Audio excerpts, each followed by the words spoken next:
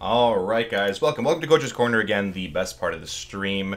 We're going to be going over the Tomb of Sargeras encounters from a normal and heroic perspective. I've got a lot of resources for you guys here that we'll be sharing through YouTube, through Twitch, and answering people's questions. A lot of really great resources, both from my guildies and a lot of viewers. A lot of people have contributed to these.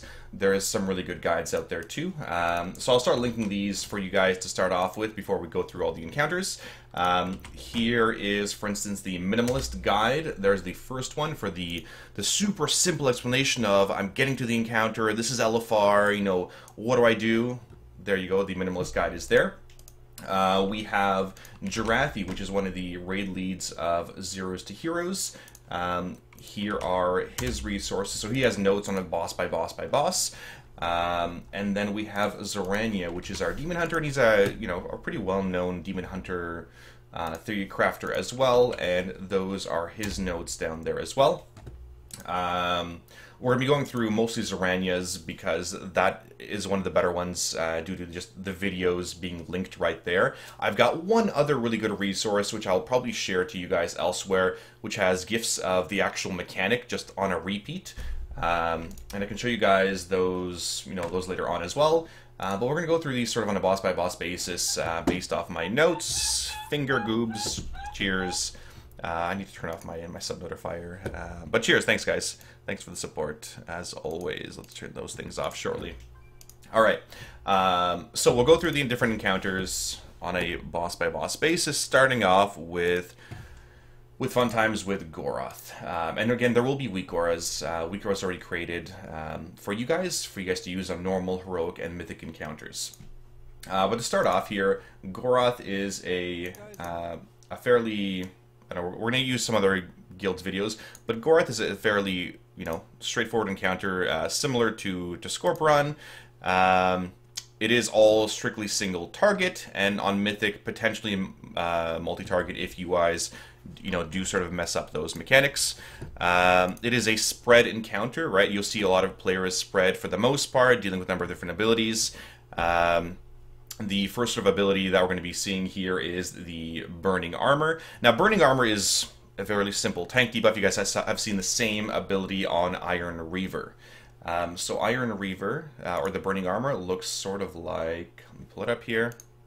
So we're going to be going back and forth here. So Burning Armor, if you are following along with Zorania's guide, looks like this here. There's a big circle. You'll need to run away from the rest of your raid. This is the actual tank swap. Otherwise, anybody in that circle will be, doing a lot of damage. So it does a high amount of damage on the explosion. Like with Iron Reaver, when you guys had the bomb, you as a tank needed to run away here. You'll see here, the one person was slightly too close on the right side there. You'll see here on the right side, he gets actually clipped. This priest there decides not to move, and he gets clipped by both. Plus the breath looks like it also got him, or the other tank rather, got exploded by that one. So that is it's a pretty straightforward encounter. The next sort of ability that we're going to be looking at here is the Infernal Spike. And so this is the sort of ability that the entire thing is centered around. Basically, you're going to have small little green circles under your feet. So there's big green circles and smaller ones. The smaller ones are targeted under players, so really it's going to target most players in the raid.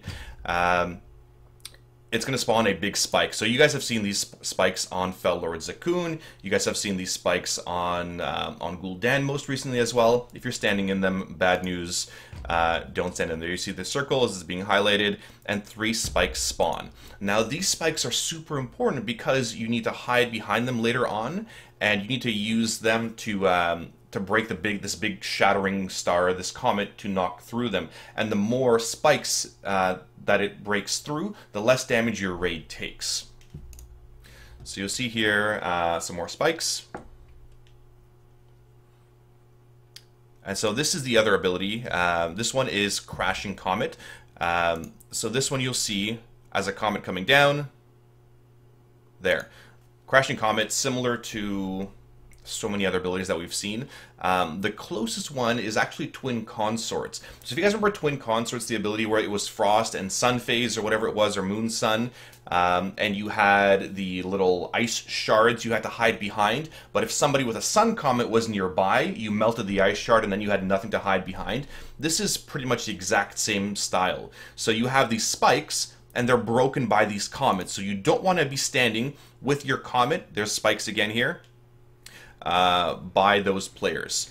Now, Shattering Star is the other ability that happens on normal, heroic, and mythic. And again, you're targeted. You have an arrow over your head. There's a big arrow coming from Goroth, and the more spikes that this ball passes through, the less damage your raid takes. So in general, it means, well, you need to position these spikes very, very intelligently.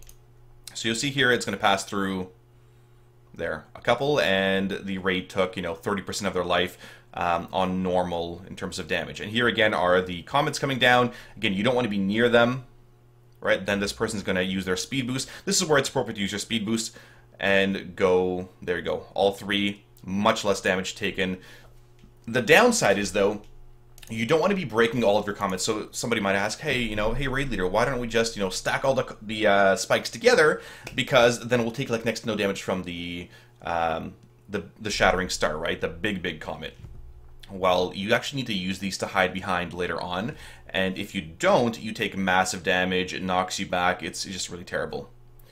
So here's the Infernal Burning. So if you guys remember Scorpion, same kind of thing. You hide behind the shards. Similar style ability, hide behind, otherwise it knocks everybody out, and then it does destroy all the pillars. The great thing about it, I believe, is right before the Infernal Burning, right?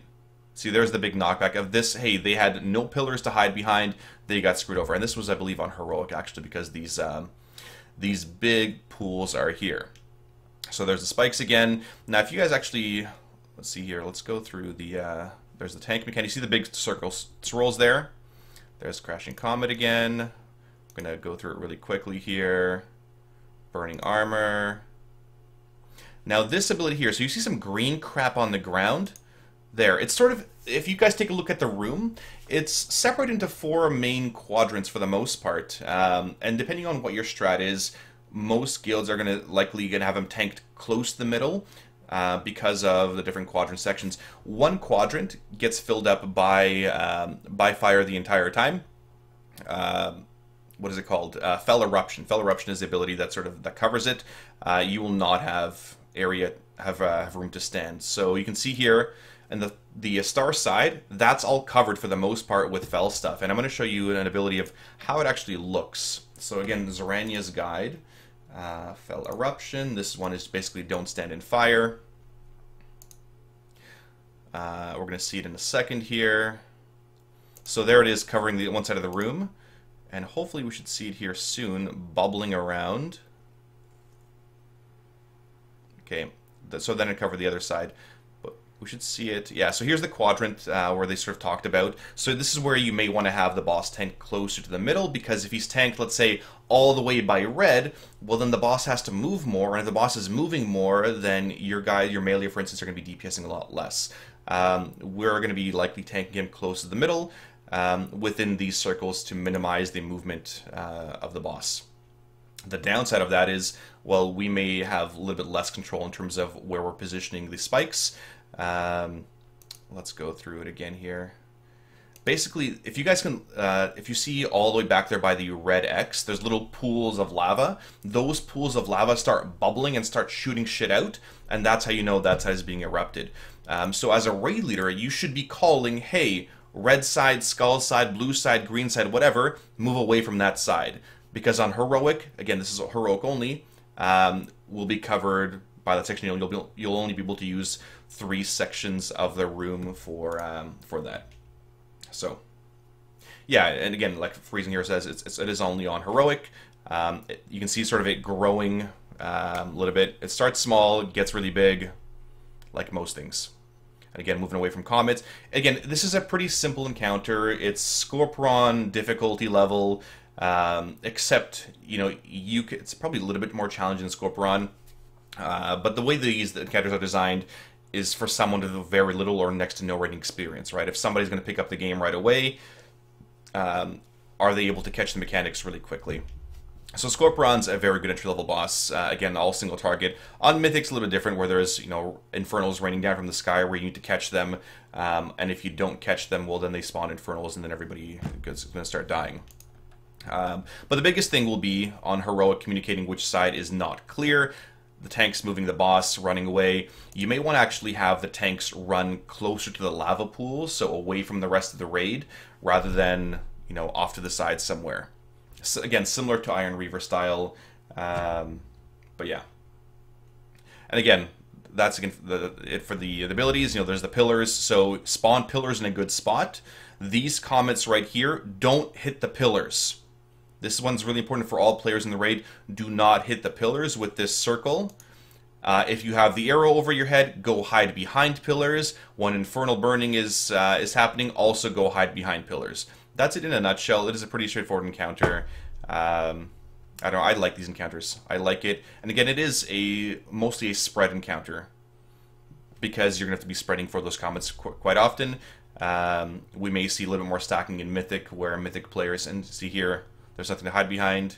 But at the very last second, those spikes will spawn, right? So if you're able to sort of see where your friends are spawning spikes, when the comet comes out, or the Shattering Star comes out, you'll be able to hide behind it. But yeah, for sure. And that's it in a nutshell. I don't think there's anything else in Zoranya's notes. Oops. In Zoranya's notes. But that was it for the most part. Reign of Brimstone is, I guess I'll show you guys this mechanic really quick here. Once this ever loads. Again, you'll see this here. So this is Reign of Brimstone. There's actually big orange circles which need to be soaked through multiple players. Otherwise, it spawns a big Infernal. That's really the main ability. And the comets, again, are much larger. Right, so you see the circles. I think they've changed the graphic of the swirls since then. So you likely see this kind of style thing. Or this was one of the old tests. Either way. You can see here, it does a lot more damage on Mythic, and there they went through actually, I think, 3 pillars. So you can see here the Fel Eruption is growing on this side where the Warlock is, and it also destroys any pillars on that side. So you don't want to focus all your pillars on that side as well, because it is just going to start popping them fairly easily. Any questions about this one? How will fights look? Single target cleave. So again, this was a fairly single target fight. We have any knowledge if melee will be targeted by the boulder ability to hide pillars? I believe they are. I had to clarify it with one of my players, but I believe they are. Do rerolls right now count to TOS because I've been saying that? Yes, you can have 10, 11 coins going to next week, depending on how clever you've been. Mythic, each time a pillar dies, they explode, yeah. So that's the other big sort of change there with Mythic. When we go through the Mythic abilities here, when Infernal Spike's destroyed, it explodes 400,000 damage. So given that the average player has 4 million life, you know, explode too many spikes with so many things going on, your raid's going to wipe. So that's also the reason why you don't want to have all the pillars in one section. And again, as the pillars die, the spikes die, they're going to be exploding on the raid. So, any other questions? Okay, sounds good. Okay, so we're going to move on to the next boss. Next boss we're going to go through is Demonic Inquisition. And this is more of a Destruction Warlock's dream fight. It is a pretty fun encounter. It's basically, you know, melee friendly, melee not friendly. Essentially, there are 2 bosses. There is Atragan and what's his name? Atragan and Belak. One is basically a whirlwinding guy. He's melee unfriendly. The other one here is Belak. He's just casting his shit all day long. This is where you want your melee on. And of course, if you're a Daughter class or a Destruction Warlock where you can have 2 beautiful targets to attack all day long, fantastic. Really no AoE here. I mean, besides multi-targets, it's two big bosses with a shared health pool you'll be killing. And this one has an extra action button ability as well. So the biggest thing on Demonic Inquisition is that there is a one central mechanic, and that's Torment. And it's a typical energy. If you guys remember doing Cho'Gall, if you guys remember doing, what are some other good energy bosses? I'm trying to think, Atramedes. There must have been one recently too where we used Xavius. Xavius is another one. The more torment you have, the worse off you're going to be.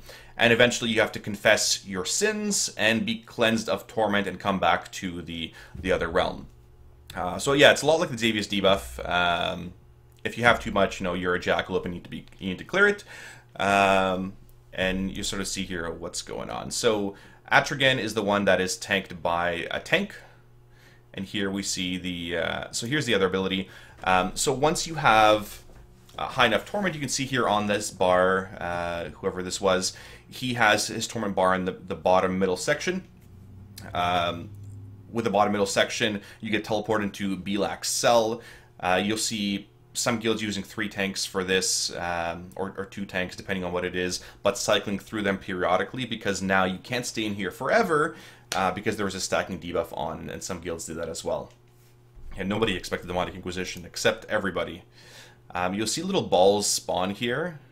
So there, you see the little ball in the back. You need to run over these balls. So once your torment gets high enough, you hit your extra action button. If you guys remember the Shadow Pen Monastery boss, the very last one, you got your evil karma to really high. You have to sit down and confess to drop it down, right? Similar style thing here. Your torment gets really high. You hit the extra action button, you get put into the cage, and you run over these balls. Run over the balls. He's going to run over the balls, and then it's going to drop his torment down there. So there he's actually running over them, and not the other friends. So one dropped it down a little bit, then the other one as well. Different abilities here on different bosses. We're going to go through them step by step. So let's go through our Zarania notes. Demonic Inquisition. The first one is Atragen. He has a couple different abilities. The first one is the Scythe Sweep. So the Scythe Sweep is basically a big frontal attack. Super easy. That was Calcified Quills coming. But yeah, it's a super easy ability. Don't have the boss facing the rest of the raid. Big frontal conal attack. There's the Bone Sweep there. It's just one big sweep across. Basically don't stand in front. Calcified Quills is the other one. So that's a pretty straightforward tank mechanic. You guys know, as tanks, never to face things toward a raid unless the mechanic specifically specifies it. For instance, like on Maiden of what's her name in Tomb of Sargeras. Okay, this is the Calcified Quills ability, and again, a little bit harder to see, but he does target on tank. Don't stand in that cone. It's a big sort of conal attack as well. There's a Scythe Sweep again. You can see here the tank is on the left side, taking away from the rest of the raid. Nobody is over there, and as this entire left section is going to be reserved for the tank to deal with Atragen's Bone Storm ability. And you'll see it again here. So, what's his name had the Bone Storm ability. This one has Bone Saw ability. And the Bone Saw ability looks like this. And you'll see the tank kiting him to the left side there. Before he gets teleported down, and if he gets teleported down, then the other tanks gets threat on him. Hopefully he had enough threat, and you use one side of the room to coordinate his whirlwind. Again, casters for the most part can be on him. They can be split. It doesn't really matter. This again will be a great multi-target fight for those caster classes. So that's it for Atragen for the most part. Belak has a couple of fun little abilities. Pangs of Guilt is the first one. Here, this one is, just make sure you interrupt it. It's super easy. You'll have to set up some kind of interrupt rotation for him. And again, we always recommend redundant interrupt systems. So rather than like, hey, rogue, ret, warrior interrupting, it's both rogues, it's the ret and the enhancement shaman, and then it's the warrior and the demon hunter, however you want to set up those interrupts, but always try to have redundant systems. There's the pangs interrupted. It's one big cast. Have an interrupt rotation of 3 with backups because he casts it so frequently. The other ability is his Fell Squall. Basically, when he does this, this is stop DPS on him, switch to Atragen. This is the what's it called? The sort of big reflect mechanic on him. Where is it? Fel Squall. This is basically Belak's Whirlwind. Don't be near him, don't attack him while he does this. Otherwise, you get a lot of torment. So if you continue to attack him, similar thing is, you know, the Botanist Trash. The Botanist Trash, where it puts reflecting on you, where you're DPSing, stop attacking on him entirely. There's the Echoing Anguish. Suffocating Dark is the other ability here that Belak casts. And you'll see a Void Zone spawn. Don't drop him in a good spot. Sorry, in a bad spot, right? So in a bad spot would be, you know, on top of your melee, for instance. And you can see here that your screen goes red with a lot of torment. But don't drop those Void Zones in a bad spot. Ideally put them in the back section of the room, so your players have a lot more room to maneuver. If possible, it's going to slow you down as well. Yeah, so don't hit Belak during his Squall. Void Zones, drop them off as far away from you can. And then use the left side of the room for Atrigan and as a Whirlwind, and just let him use the... I wish I could draw here for you guys, but the left side cone. Let me pull it up here. Where is my Atrigan... Like Inquisition here. So you can sort of see the same kind of thing here. On the right side there, these are sort of our own guild strats. You will see Atrigan on the purple side. He's going to be just kited around the left side there, counterclockwise. Bonesaw then return back to diamond starting position. Belak tanked by blue. And the other big thing is, do not drop shit at the star marker. That star marker is super important because when you come out of the cage, that is where you're going to be teleported to. Every single person. So, if you're a friggin' jackalope and you decide to drop all that shit by star marker, then your raid's going to die. So don't do that. And again, the ad down below needs to be tanked for the cage confession period. Yeah, this is the other debuff here that needs to be dispelled, and then it explodes. And again, you see it is a fairly spread encounter. You will not want to be stacked in this one. You want to stagger your players as much as possible. Good 5-8 yard spreads. Unfortunately, Shamans, you know, you will not be stacking on this one. So, yeah, there we go. But again, it's a pretty fun encounter. It's similar mechanics to what we've seen in the past. Yeah, I mean, it'll be good. It'll be stay spread, drop shit in a good spot. You can see these guys running out to the right side there to get dispelled, and that ability as well. But I think that's it for the most part. I mean, there's unavoidable raid damage. Don't stand in the bone storms. When Fel Squall happens, this one's really, really important for all your players that you guys will have to get across. Right? This one right here. When Belak is casting Fel Squall, stop attacking to him, switch to Atrigan. It is a full swap. Don't be a scumbag DPS because you'll get more torment. The more torment you get, then you have to go down below. So your players that are, you know, either really unlucky or the players that are doing really poorly are going to get full torment. The full torment gives you a massive debuff. The massive debuff here, Demonic Inquisition, with torment here. All damage is reduced by 20%, your chance to hit is reduced by 90%, and your healing done is reduced by 25%, and damage taken is increased by 90%. So if you have too much torment, you're probably going to die. Right? You want to minimize your torment gain and maximize your damage. So like everything else in Warcraft, it's all those two rules of raiding. Stand in the right spot, kill ads. Well, luckily there's no ads to kill, so just always stand in the right spot. Positioning before a DPS. Right, Fel Squall happens here, then everybody, including the melee, switch over to Atrigan. Again, don't be in front of him, because there was a Fel Swipe there, and then the Calcified Quills on the tank. And you can see everybody just annihilating Atrigan while they're being spread out. But that's it for the most part. Yeah, I like Nazgûl Defensive Stance too. That's a good one. Nazgûl Defensive Stance 2.0. Don't attack him. You know, find out who was attacking him. But you'll know because I'm sure there'll be weak auras and DBM timers of how much torment every single player has. And if you can see players gaining torment during Fel Squall, those guys are just not paying attention. I'm sure we'll have big weak auras that say stop attacking Belak during Fel Squall. Zerania or Rolo will, I'm sure, put them together for you guys. And yeah, I mean, make sure you guys confess prior to getting 100 torment. I know it's a lot of explanations right now, but try to, and these are tips, try to get it before 100 torment, so you're not getting, you know, the debuff. They can see him running over them, and his torment drops down, and he comes back out. So that is the drop-off point. That point where the hunter just came out of, all players come out of there. Right, just on the outside there. Let's take another quick second here. So you can see him run over the balls. Runs over 2 balls. I think each one drops by about 25-ish or so. Then he'll use his extra action button and come out right here. This is where all the players will come out. It's almost across from the big altar there. So,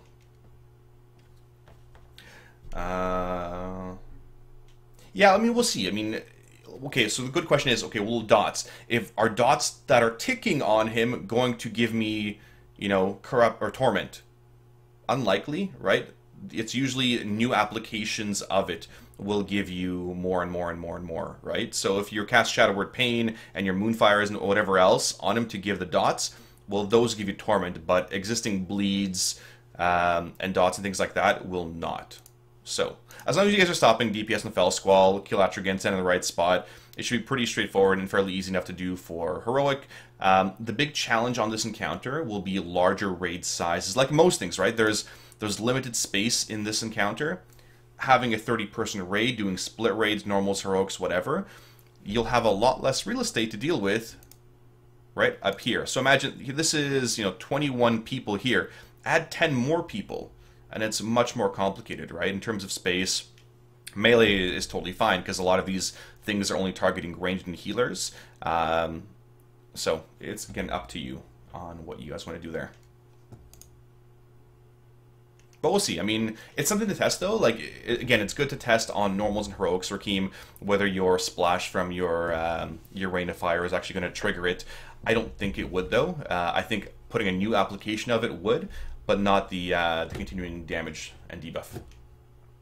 Okay, so that is Be Like in a nutshell. Any questions from that one? If I channel Demon Fire, will it hit the wrong target? Potentially. We'll see. I mean, we'll, again, know these things as the raid starts this coming Tuesday. Unfortunately, again, we were not able to test a lot of these encounters on normal and heroic because they just didn't leave it up, right? We were able to test them on LFR, which was fine for getting to know the positionings and some of the main abilities, which is going to help a lot of our players. But this time, unlike last couple tiers, they did not leave normal up for testing for the weekend. So that is Demonic Inquisition in a nutshell. Fun little boss, great for cleaving, ranged tanks, whatever. So ranged and melee DPS. It's good. I mean, it's a fairly straightforward single target encounter, and if you can cleave, fantastic. Cleave and get right into it. Alright, so I think that's it. Echoes of Anguish we covered as well. Yeah, the other thing is Echoes of Anguish, just make sure you're running out. So the ability here, Echoes of Anguish, make sure you run out. You saw those other guys run out to the corner and get dispelled. You may want to set up different priorities in terms of who's dispelling which group, and that usually helps a lot. Again, Pangs of Guilt was the other ability here. 3.6 million damage to each target. It does a lot of damage, so you'll need to get those interrupts, right? So when you guys are setting up interrupts, here, Demonic Inquisition, do we have interrupt set up for this one? Yeah, perfect. So we have interrupt set up already here. For this one, for instance, Tank Natoro, Zaryaena Firemancer, Ariane Indigo, and then backups and backups for these, right? Because, you know, for instance, Zaryaena might be down below dealing with this Torment, and Firemancer, you know, is the only person up there, so he needs to get it. Or Firemancer may miss it, well then you don't have a backup, and, you know, the cast doesn't get through. So it's super important that these abilities do not go through, right? Make sure you have 2 or 3 rounds of interrupters set up for every single one, and that'll make your life a lot easier, especially dealing with the heroic and mythic mechanics.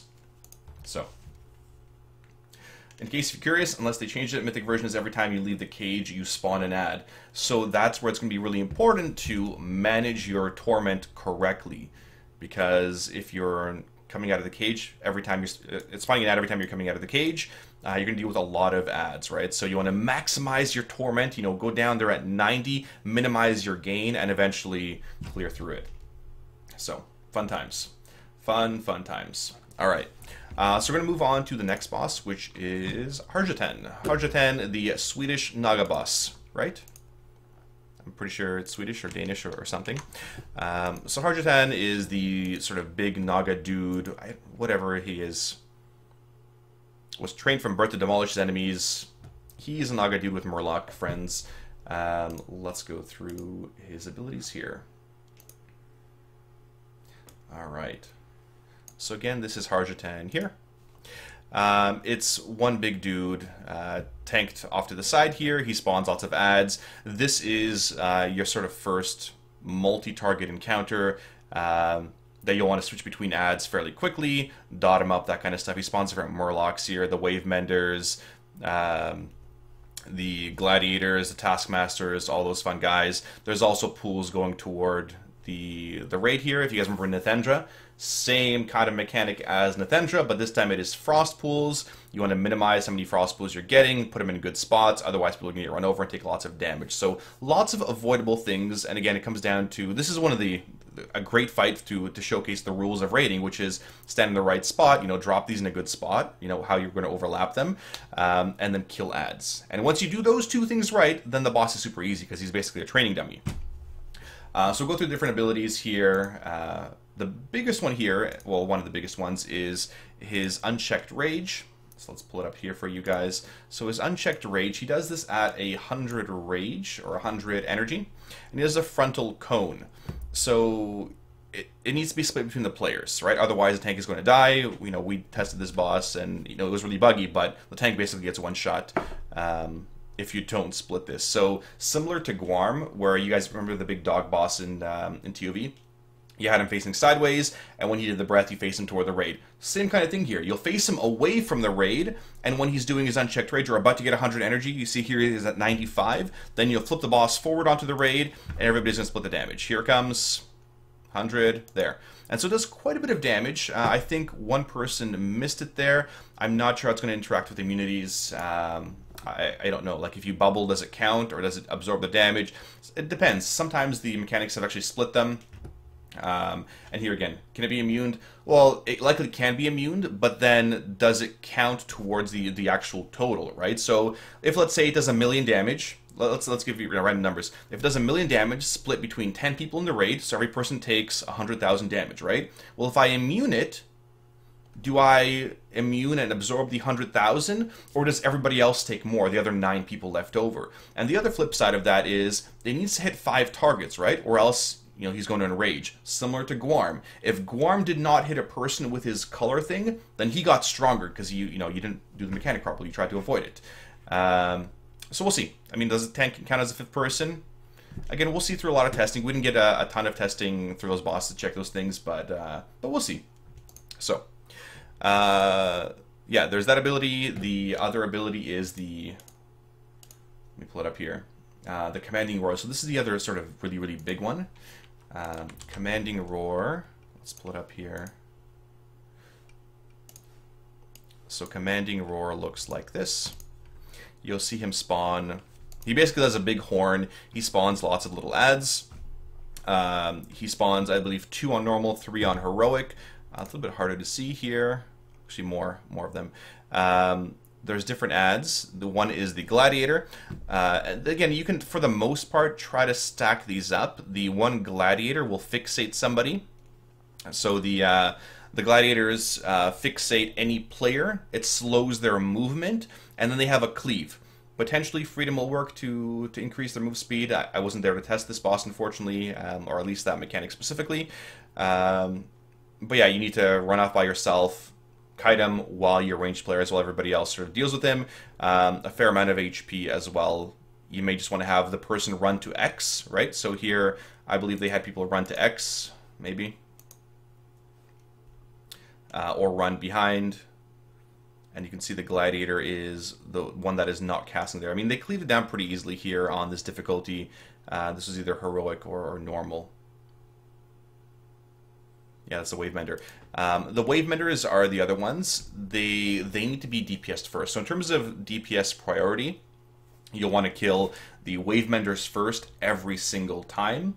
You'll want to kill the Gladiators and the Taskmasters as well. Taskmasters essentially buff everybody else. You want to tank them away. So this is what your off tank is doing essentially. They're going to tank the Taskmasters away. Let's do we have? No, we don't have a video of those ones.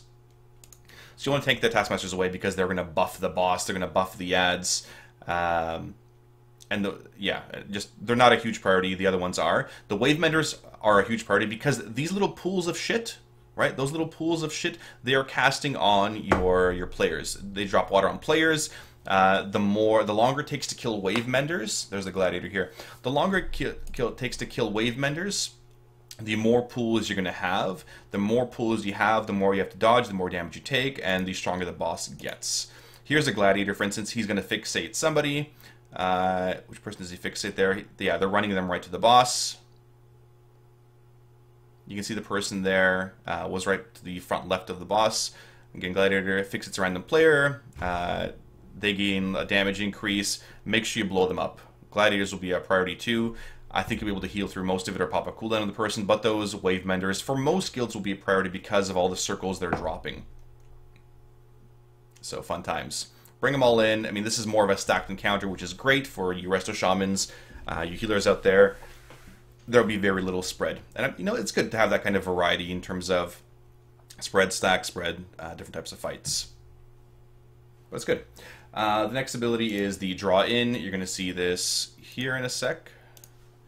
So this is the draw in ability. So similar to Nathendra, right? Very similar. He's going to pull everything in. If you're standing in the pools while he pulls them in, you're going to take that frost damage. You can also see here, there are ads up there. There are ads into the boss. Wave menders, and you can see the person running out here with the puddles. Don't drop them on your friends.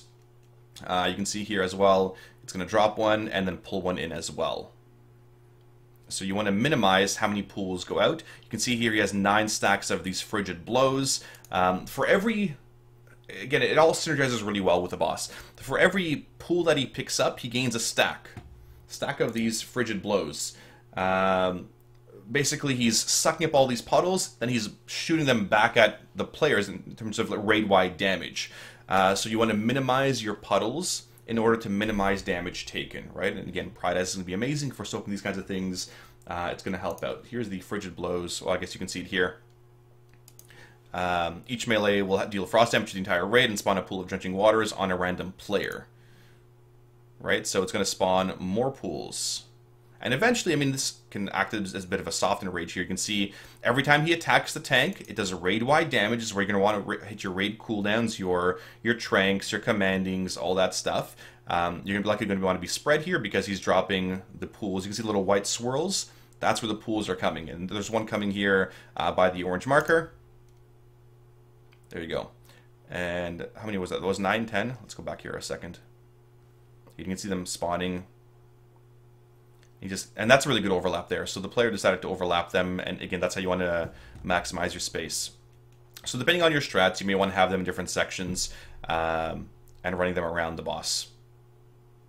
Rather, like when it sucks in, like you don't want to have it go over your raid. So for instance, a really bad spot to drop these pools would be where this paladin is right now, because it's going to go right through the entire raid, which is stacked right behind Harjatan's ass. You can see here, you know, they have one at red, they have some at orange. Well, those ones are going to go around the main stack group point when they get sucked in, right? And the players can also shift themselves out to where the Murlocs are, and they're still dealing with all this crap. So while your melee are killing the wave menders, you know, you're dropping these puddles as healers and ranged. And what else? And then again, on Mythic, there's new mechanics, but we're not going to go over them. There's different tadpoles, things like that. But that's it in a nutshell. Make sure you guys kill the wave menders priority. Interrupt their watery splash, right? The thing that they're casting right there. Let's go back for a second here. So same thing. Let's go back. All right, they're going to die here. There, you can see them casting their watery splashes. Interrupt it every single time that you can. This should be your main target. Again, it's a good cleave multi-target fight. Blow these things up as much as you can. Did I say Mistweavers? Wave Menders, whatever. Right? Oh, Taskmaster was removed? Oh, fantastic. Sorry, I'm going through my notes, which were pre-7.2.5. So let's clarify that. There is no more Taskmaster. Thank you. There is no more Taskmaster that was removed. That's too bad. We're just dealing with warriors and gladiators then. Oh well, I mean, that was a boring mechanic anyway. Thanks for correcting me. Yeah, no more Taskmasters. So it is just the Wave Menders and gladiators, right? Wave Menders are what you're interrupting here. Drenched, Aqueous Burst, Water Splash interrupting this, hopefully still interruptible. And then the Gladiators, you know, they're going to be their Fixate. They drench everything as well, and they cleave. So you don't want to stack this person in your raid because they're going to get cleaved. So, there we go. Perfect. Yeah, it was too easily cheesed by just running it out and dealing with shit, so there was no more Taskmaster. We'll move that away from my notes as well. Yeah, all these notes were prior to the 7.25 patch. There we go. Anyway, so that's it for Harjatan. Good cleave fight for you guys. Again, lots of movement, good puddle dropping, that kind of stuff. But it was good. It's a good fight.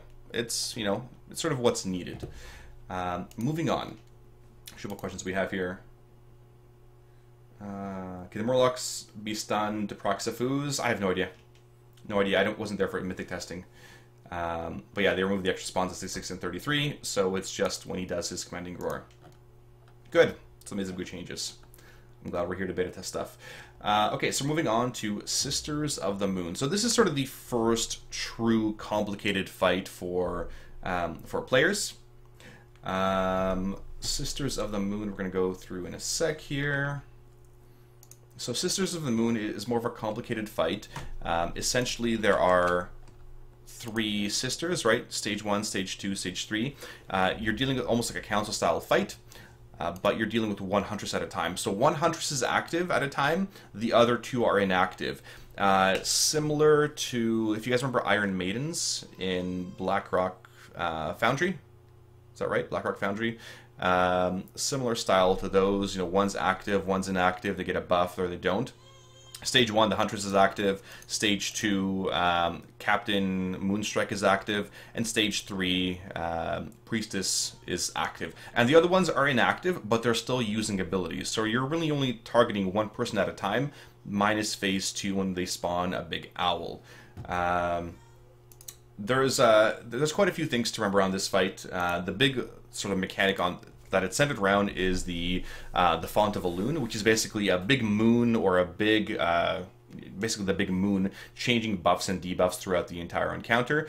The longer you're on one side or one color, the more damage you're going to take from that damage type.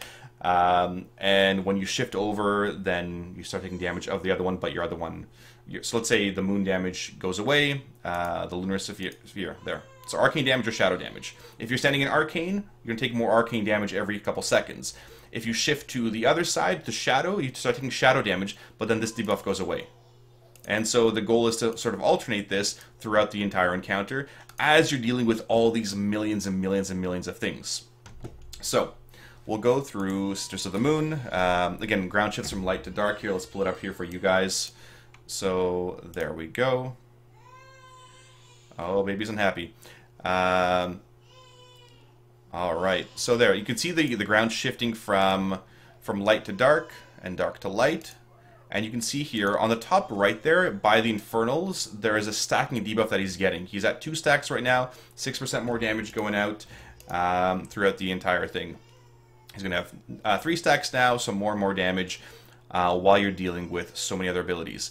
And now you can see people are running out from light to dark, and then it's going to go, like, it constantly keeps shifting. It keeps rotating through the entire time. Alright. So you can see here, that one goes away, and now light side will start coming out. Everything's really dark, and then the light side one will start coming out as well. Alright, so in terms of different abilities here, so while one of the Huntresses or one of the Sisters are active, they're doing their main abilities here. This is a fairly spread encounter for the most part. Let's go back here for a sec. This is a fairly spread encounter. Again, it's plagued by limited spacing issues, so raids that are larger in size will have more difficulty because of potential space issues. So here they're stacked a little bit, but for the most part you'll be spread due to the glaives and everything else. As you have 30 players in a raid, it'll be more challenging, easier with 10 players in the raid to manage potential space. Alright. So the Phase 1, Huntress is active. You need to run her glaive out, so we're going to go through the different abilities here of the glaive. Here's the Twilight Glaive coming out. Let's pull it up here for a sec. there's Twilight Glaive, and it's going to target, where's that person? Where are you? You can see you're casting Twilight Glaive. Yeah, essentially the person needs to run out. So I'm trying to... There, Twilight Glaive being cast. There. You see a really quick arrow. I'm going to try to pause it here again for you guys. Oops. Try to pause it.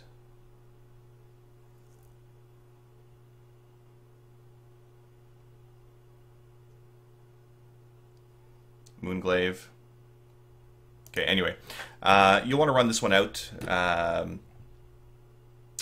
Yeah, I mean, the Twilight Glaive, you want to run it out. It's a big arrow, throws projectiles that go out and back. So if you guys remember the encounter, what is that? The last boss of Blackrook Hold, glaive style thing, bounces up to 3 targets. First gets about 75%, and they, sorry, that's the big arrow. The big arrow one bounces out and back. You don't want to have it go through your raid. So for instance, if we're all stacked by skull here, spread out, or stacked in this section, you don't want to have the glaive pass through the entire raid, so the person is going to have to shift out their Twilight Glaive. The other ability is a Moonglaive, so here's a Twilight Glaive again, being cast. Just one sec here. There. You can see it bounce the person that's to the left of purple marker, and it's going to bounce all the way back. It is going to pass through melee and pass through other players, so make sure you are spread during this section. There. And then the Moonglaive is the sort of tank swap mechanic. It's going to bounce to 3 targets. The first one gets hit by a negative 75% healing. So the tank, whichever one it bounces off of, will take less healing. That's going to be your tank swap. The other 2 people are random that get hit. And they will not take the absorption one. Actually, they do, sorry, but you'll need to trigger an Astral Purge. So the Astral Purges are essentially the Shadow and Arcane switches. When you're switching between Shadow and Arcane to Shadow is an Astral Purge. All right. All right. The next one here will be the Glaive Storm.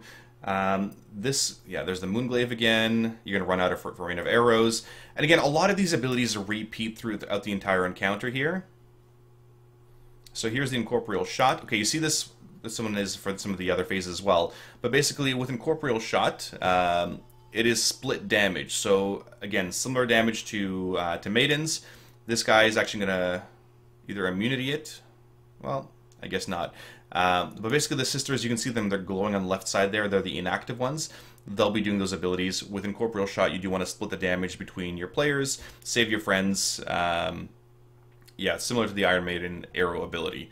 There's also the Rain of Fire arrows, which are coming down. You don't want to be standing in the Rain of Fires. There's Ember Detonation, yeah. Okay, let me go back to the other one here. One sec. Let's go back here. All right, so the next one is Glaive Storm. So this is sort of your wombo combo style ability. What difficulties are being released on Tuesday? Normal and heroic. All right, so here is, hopefully we can see this one a little bit better in one of these videos. All right, so big Glaive Storm.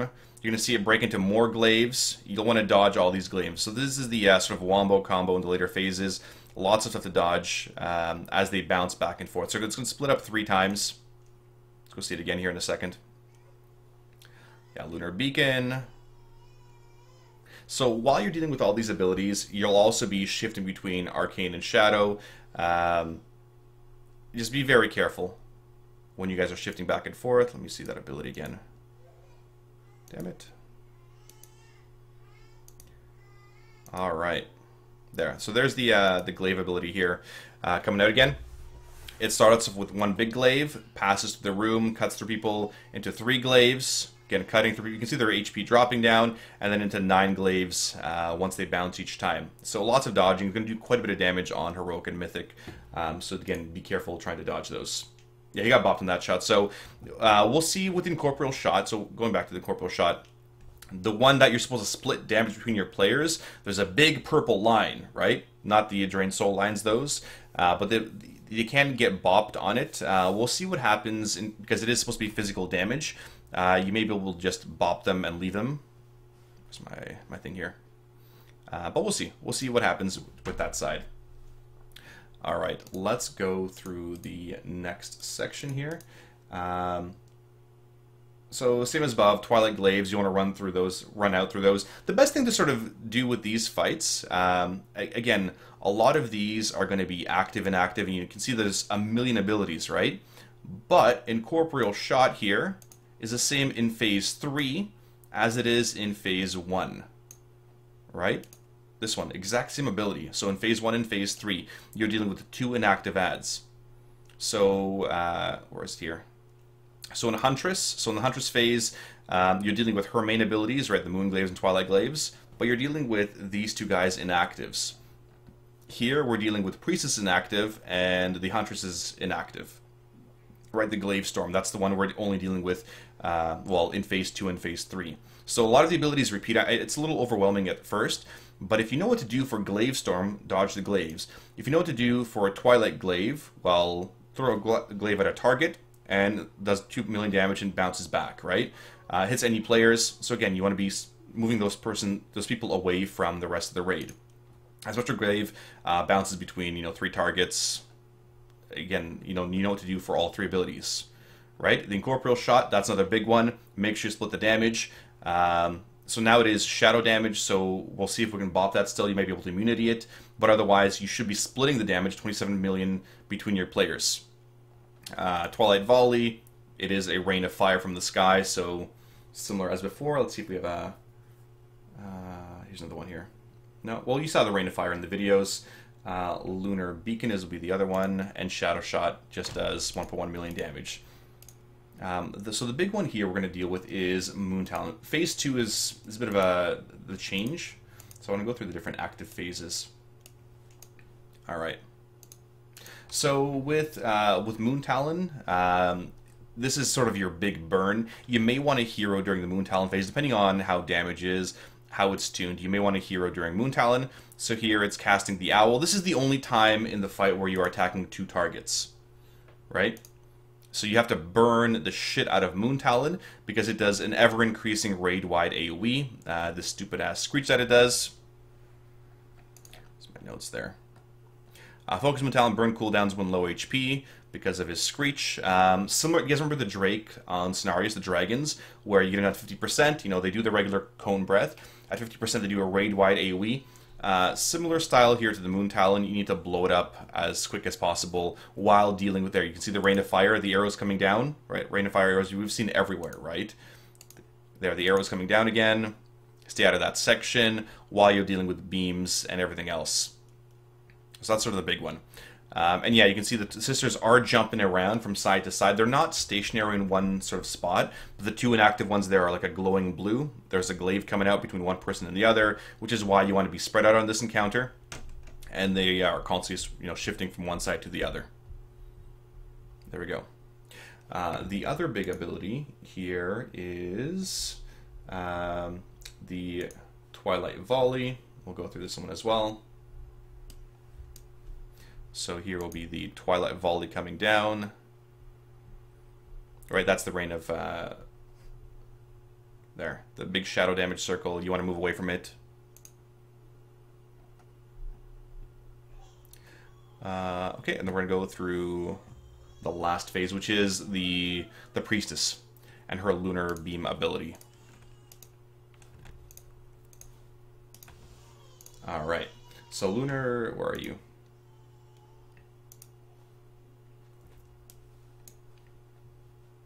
Alright. Your effective Lunar Beacon. So if you have Lunar Beacon, you'll want to run this one out. And the reason for that is it's supposed to drop a big void zone that silences. There. This little section right here. So it's basically like the Moonfire, Starfire ability, whatever it is, or Starfall. Anybody in that area will be silenced and be taking constant damage. You can see it coming down on the right side there. Don't stand in bad stuff. Okay, basically... don't stand in shit on this fight, whether it's glaives, arrows, moonbeams, whatever. That's the whole gist of this fight. Don't stand in the bad stuff. Switch your debuffs accordingly. So Shadow, Arcane, Arcane, Shadow. Once you have enough stacks, just run over to the next section, right? I mean, for the most part, on normal, you'll be able to be just fine, barely switching because the damage will be fairly minimal. On heroic, you will need to be actively switching your buffs depending on which damage you're taking. So, for instance, if you're having a big shadow arrow on you, the arrow is about to do 1 million shadow damage or 2 million shadow damage, and you have high stacks of the shadow debuff, right? The shadow debuff here, where is it? Right? The Umbra Suffusion. If you have a shit ton of shadow damage, you're about to take a shadow attack, well, maybe it might be prudent to go switch to the arcane one. So you're taking arcane damage instead, and when shadow damage comes out, it is very minimal. You take the base amount of damage. So, and yeah, like Zoraina says, the biggest thing to realize is they have 3 abilities, a wombo combo ability that they do only in active, and that ability stays the same throughout the entire phase, and 1 upgrades when they're active. So, yeah, when they're active, like they go through the same abilities. When they're active, they sort of buff one of their primary ones. Outside of that, I mean, it is pretty straightforward. It is, again, single target for the most part. There's just going to be a lot of movement and a lot of dodging, both through arrows and, where people are spawning, or standing, rather. So, for instance, as a healer or a ranged, you don't want to be standing in the melee, right? Why? Well, Rain of Fire on you, right? Lunar Beacon, you don't want to be dropping this on your players, right? Marks enemy with a Lunar Energy, 1.3 million damage every second, and then it silences. You don't want to silence your melee. You don't want to silence the tank, right? So again, drop it off to the side like the other spots there. Anything else for that one? Lunar Fire is a tank debuff. Again, you're swapping at 1 or 2 stacks. There's still Glaive Storm in Phase 3, where the Glaive Storm that goes from 1 glaive to 3 to 9 glaives. You're still dealing with Twilight Glaives, which is, throws it from one to the other. Spectral Glaive, bounces between 3 targets, not a big deal. And Corporeal Shots, well, you know how to deal with that one already, right? Because this is the same one as in Phase 1. Twilight Volley, don't stand in the arrows. Shadow Shot just does, random 1.1 million damage. So the last phase isn't that tough. Last phase is a little bit easier. This was the tank swap. Moonburn is, a pretty heavy dot. But in order to get rid of this dot, you trigger an Astral Purge. So you go from Shadow to Arcane or Arcane to Shadow. Right? You flip your debuffs and the dot is now gone. So a player that takes a lot of damage from Moonburn when you go through logs didn't go through an Astral Purge. Right? So this is important for the last phase for your raiders, that they realize they have to switch targets. I'm sure we'll have raid windows, and I'm sure we'll have debuffs and weak auras to switch, not targets, but switch astral energies, whatever debuffs. Right? Lunar Suffusion, Umbra Suffusion. Make sure they trigger an Astral Purge. Switching from one side to the of the moon to the other, clears all stacks of Suffusion and triggers Astral Purge. This is what you want. Trigger Astral Purge for the abilities that request it. Alright. Okay, moving on to the next fight. So the next fight, I mean, Sisters is okay. Challenging in terms of mechanics because it seems that it's overwhelming. The next fight is really, really fun. Mistress Sassz'ine. So with Mistress here, let me pull up our notes. Mistress is really fun. It is a 3-phase encounter. It's a bit of a single target plus cleave. You'll be on her for the majority of the time. We'll go through different abilities here really quick for you guys. So this is Mistress. This is like Throne of Tides, that underwater dungeon. One of the first abilities that happens throughout the entire encounter is Hydra Shot. You can see here, these are the green arrows. It targets people with arrows, right? We're going to have different sections assigned to us. It's split damage. So if one person soaks it, they're more than likely going to die. But your player should soak it or split that damage. And the downside is that it's going to apply a debuff or a dot. So you don't want to be constantly soaking in multiples of these. So you can see the Hydra Shot going out in a sec. There, minimal damage. I mean, some damage. One on the Druid here, who nearly died. And it does, throw up a big dot. And the other abilities are the, what's it called? The little Murlocs that spawn and jellyfish. These jellyfish, you can see them sort of come up. They're going to be used later in the encounter. Essentially, they will stun you if you're standing in them. But if you have a Murloc on your back, so you'll see, Murlocs attacking you, that kind of stuff. They jump on your back. in order to get rid of the Murlocs, you have to stand in a jellyfish. So that pops you up and pops them off your back, and then they can be then killed.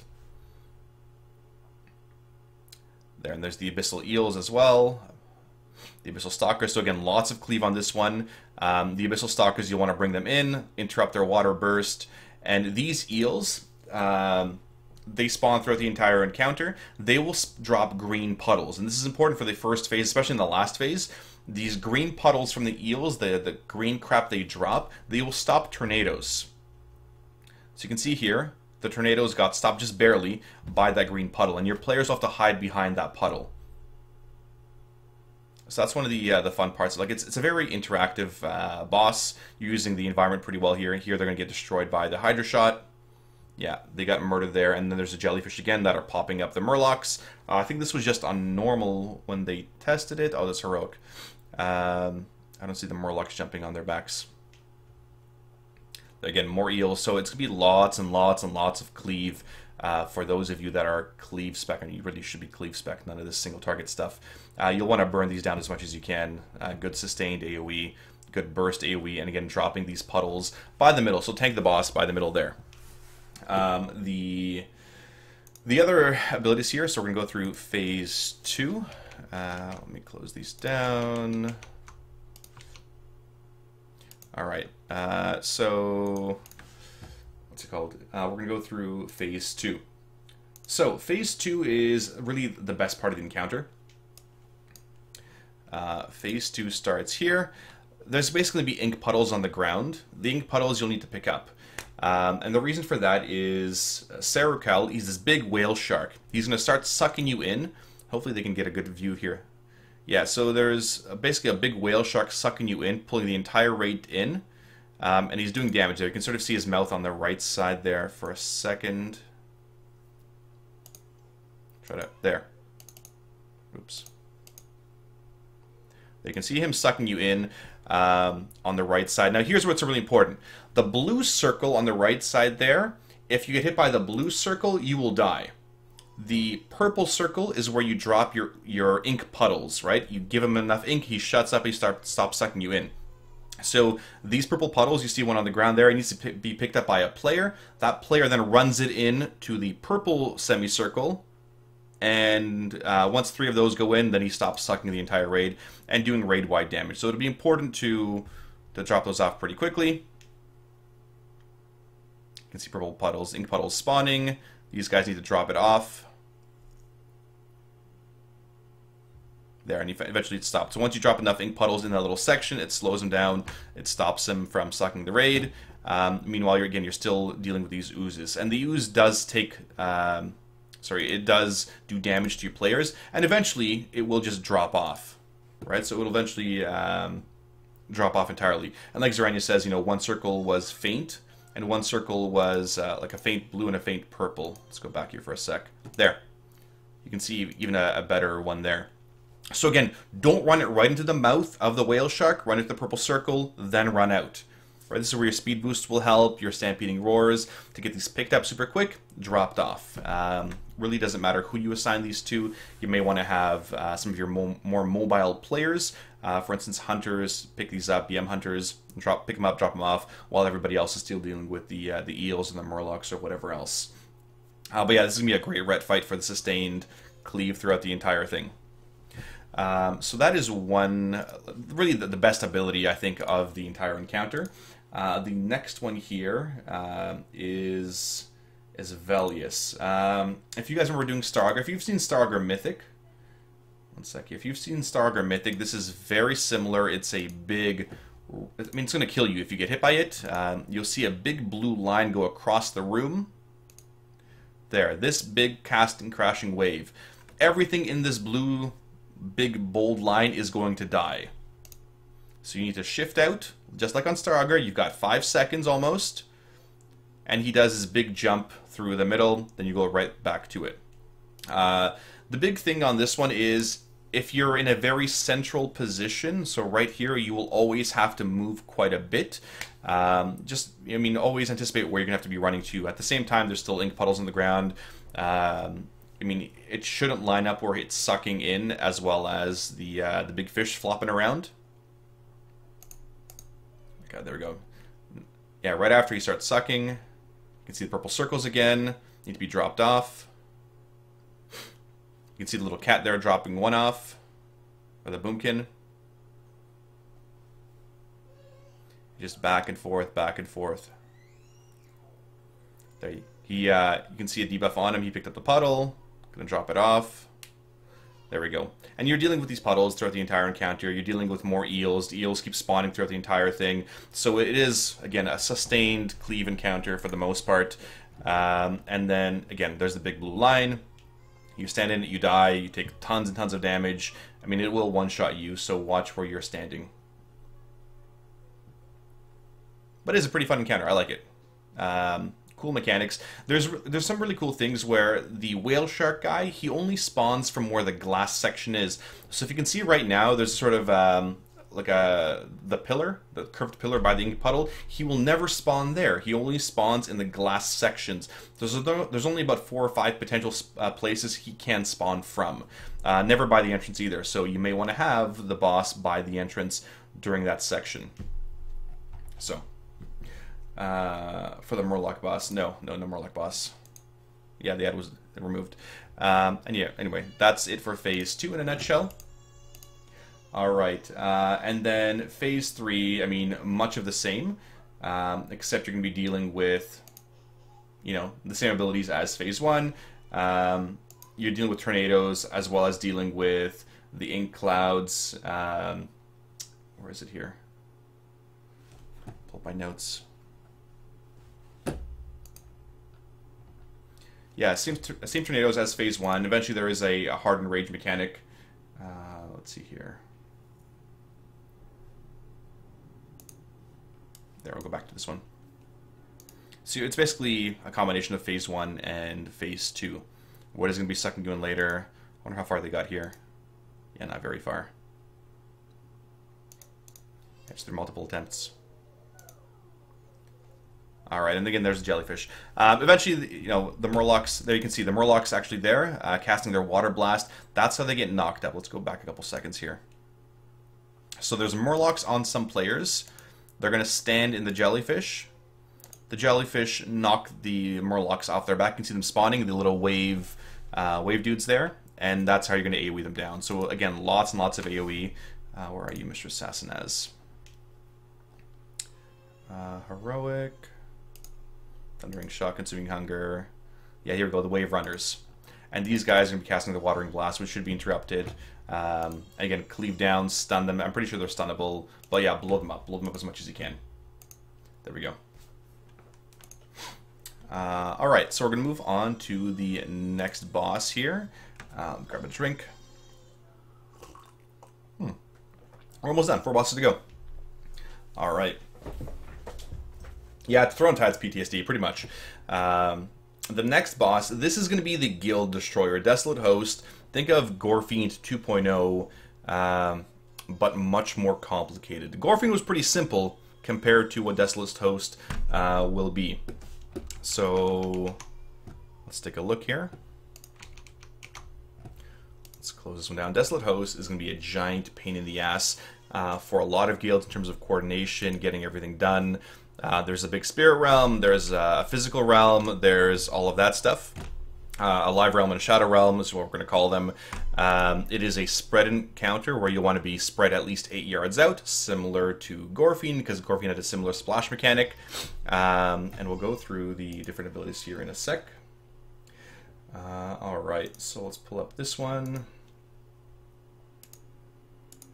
Alright, so to start off here, this is Desolate Host. It's a big green sort of engine. The Night Elf ghosts are being corrupted by this crap. The first sort of big thing is bone cage armor in the physical realm. Eventually, what's it called? The enemies will have a big shield on him, which you can't break until somebody from the earlier section can break them, or sort of from the spirit realm can break them. His main abilities are, I mean, you have to have a tank tanking the Engine of Souls the entire time, otherwise it does raid-wide AoE, similar to Similar to Gorfine, I mean, similar to most bosses, if you don't have a tank or somebody in range, because it is a mobile boss, then you're going to have the raid wipe. Bone Shard is simple tank damage there. It's going to be going back and forth with the tank stuff. It's just simple damage to the tank. The other stuff is Collapsing Fissure. So here's a Collapsing Fissure in a nutshell. This is the, again, the physical realm. There you see a Collapsing Fissure. Okay, let's go back a second here. So you'll see a few seconds back. There. Purple swirls in the ground are where these corrupted fissures are going to spawn. Again, don't spawn them in your melee, don't spawn them in your tanks. The raid will have to be split half and half, but these purple circles are where shit is going to be spawning. Don't spawn them in a bad spot. Simple, right? You're dropping off the void zones. Do you guys remember Gorfine? Gorfine had a very similar mechanic, right? You dropped off the stuff in a bad spot or a good spot. Here was something similar. There's actually these blue pools, these blue little cauldrons from around the room. You don't want to be picking, you do want to be using them to switch between live realm and spirit realm or shadow realm or whatever. But you want to be going back and forth, back and forth. Yeah, here we go. The Spear of Anguish is another ability that we'll go through. Let's see here. This one knocks you into the spirit realm. Let's pull it up for 1 second. All right. So Engine of Souls targets this warlock here with Spirit of Anguish. Watch what happens. So it circles you, it swirls you around, and it's going to force you into the other realm. It's coming, and now you're in the spirit realm. So you can see here, he can no longer attack the engine. Actually, so you can see the Soul Queen. The Soul Queen down below is what he's going to be attacking now. I believe it gives you a 2-minute debuff, so you can't switch. Oh, never mind, they'd switch here. So it takes you out of the realm. Looks like he's being targeted again by it. Yeah. And thrown back into the spirit realm. Right, so it's going to force transitions back and forth from spirit to live, live to spirit. You'll have to know how the abilities interact with each other. One ability that interacts with the other ones is the bond. We have a video of the bond here.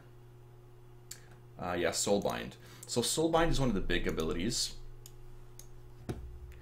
It's actually going to bind somebody from the live realm and spirit realm. If you're in the live realm, you can't see other people in the spirit realm. You can see little ghosts of them. They're very faded, and vice versa.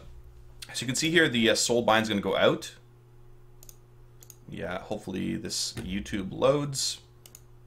There, you can see a little bond there between the players. They have to run to each other in order to break that bond.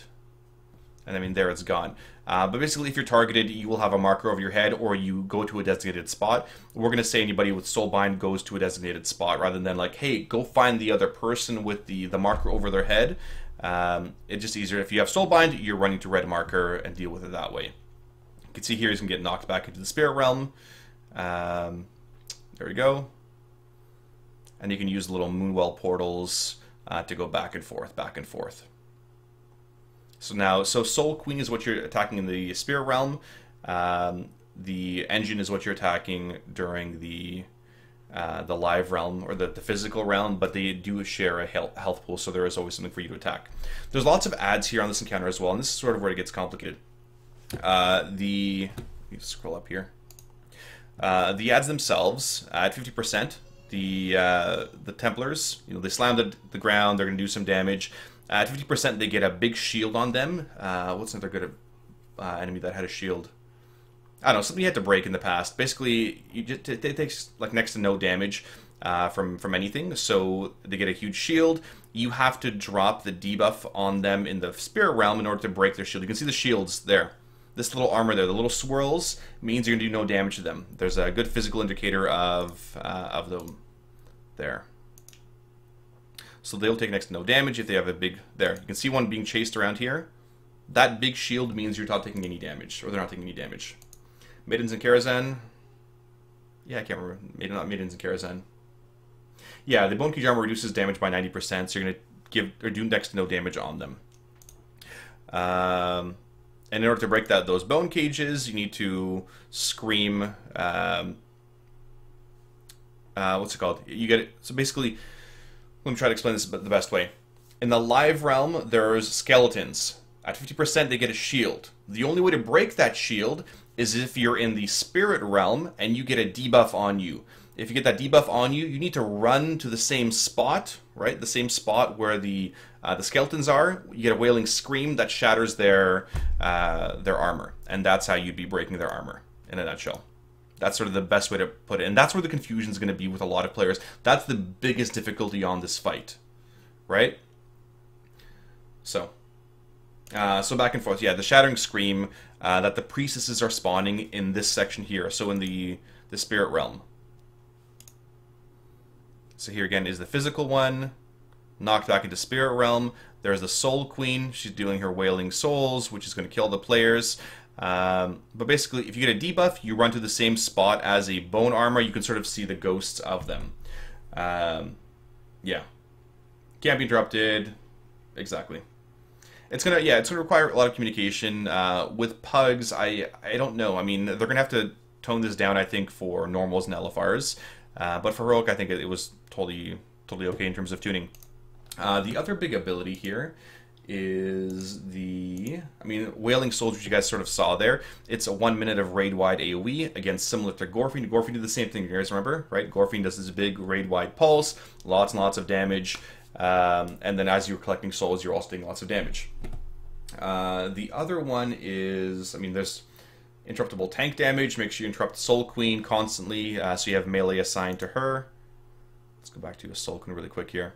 There's Soul Queen, that's her Wailing Souls. So that is, again, raid-wide damage, lots and lots of damage going out there. The other ability here, where is it? Let me find it here. Armor. Where is her? There we go, Wither. Wither is the other ability. So let me pull it up in Dungeon Journal and make it a little bit easier for you guys. So under Wither, causes a player's soul to wither, doing shadow damage every 3 seconds for 1 minute. That's a lot of friggin' damage over 1 minute, right? Like that's a ton of damage. It's going to force you to go to the other realm if you have withered on you. The effect is increased by damage taken by 100% by Wailing Souls. So if you are in the shadow realm or spirit realm while Wailing Souls is going on, so she does a lot of players in the spirit realm, damage in the spirit realm. If you have Wither and Wailing Souls, you take extra damage from these abilities, which means you cannot be there, right? You need to leave and go to the physical realm. Otherwise, you are going to get destroyed. That's it. That's how these two abilities interact. If you have Wither, leave, go to physical realm, right? And deal with, the Engine of Souls, the Templars, which are doing their slam and their bone cage armor here. 50% health. They take 95% less damage for a minute, right? Being struck with Shattering Scream removes this effect. Well, how do I get Shattering Scream? Well, Shattering Scream happens from the Priestess here, which is going to cast it on a player, right? Inflicting 600,000 every 1.5 seconds, so you can heal there. Each hit reduces the target's movement speed by 10% for 12 seconds. Effect stacks. Upon reaching 5 stacks, it explodes, and then removes bone cage armor from all targets. So, if I run to a different spot here, so, here is where I am. That big rock over there is the enemy with bone cage armor who's not moving. Well, I need to run over here, stand here. Once I get 5 stacks, I explode, I destroy the rock, and then you can kill the ads up top. If you don't do that, well, you're just going to be overwhelmed by too many ads up top. But yeah, there we go. Yeah, it can be interrupted, but should not be. So Danis is right there. So it says here it can be interrupted. You may want to interrupt the first couple casts, and the reason for that is because it gives you a slowing debuff, right? So if you get one cast on you, okay, well then you're slow. Eventually you go too slow, and then you're too slow to get there, right? You may want to interrupt the first 2 casts of the Priestess, have the person run there, and let the next couple casts go through while your healers are focusing down that person. So there's that. And then Spirit Chains, again, yeah, the players can use Spiritual Focus. It is a magic effect, so dispellable. lots of dispels, lots of dots. This will be a big, complicated fight for a lot of players. And then in the last phase, we haven't seen the last phase, but I imagine it's going to be much like... what did I put here for my notes? Yeah, so I had a good drawing for you guys. Here, I'm going to draw it again. Let me put up paint. So the way it's going to work is I'm going to put up here, I'm going to draw some circles. So basically this is the Engine of Souls, right? The engine. There's an E. And what happens is between, Sundering Doom and here. So basically this is the hero burn phase, taking more and more damage throughout the entire encounter. There's Doom Sundering and Sundering Doom. So here, it marks an area around Desolate Host, inflicting whatever, all players within 15 yards, divided evenly. So if you're in the physical realm, you're going to stack here, let's say, this is the physical realm side, you stack in a little circle to split the damage, right? And everybody in the everybody in the Shadow Realm takes 25 million damage. But the further you are away, the less damage you take. So Shadow Realm people will, let's say, stand somewhere over here, they take reduced damage. But at the same time, well, these guys get a debuff. These guys need to run away, the ones in the physical realm. So you want to go back and forth, communicating as a raid team. Well, we need to run away, stand over here, but this is the sort of big burn phase, last 30% of the encounter. Again, huge burn. Yeah, it's last phase is just a big DPS burn check for the most part. But again, this is going to be a bitch of a boss in terms of coordination, communicating. A lot of players haven't seen this level of coordination since Gorfiend, and I don't think there's been anything similar to this expansion thus far. But again, it'll be one of those big guild destroyer bosses. Guilds will get to 1, 2, 3, 4. There'll be 5 out of 9 mythic, like Gorfiend, and they're going to be stuck there for a while because players can't communicate. But that'll be again one of the complicated ones. So that is Desolate Host in a nutshell. There you go. Should we also not use Blessing of Freedom? We don't know. We don't know. Or at least I wasn't there to test it, unfortunately, in terms of what movement impairing abilities will work or not work. So, for instance, you're asking, hey, with Shattering Scream, it's going to slow movement speed, but can I cast Freedom for the person to run there? I can't remember. I can't say offhand. We'll have to test it when we get there. Again, Blizzard didn't leave these up for normal testing, which would have been awesome to to have my own little VODs here and go through every single boss for you guys. So that is that one in a nutshell. The next one we're going to go through is the Maiden of Vigilance. Maiden of Vigilance is super fun. I like that encounter. It's really I guess my most fun encounter in Tomb of Sargeras. I think you guys will like it as well. Let's pull it up here.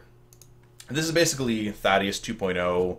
It's positive, negative charges. It's holy or fell, back and forth.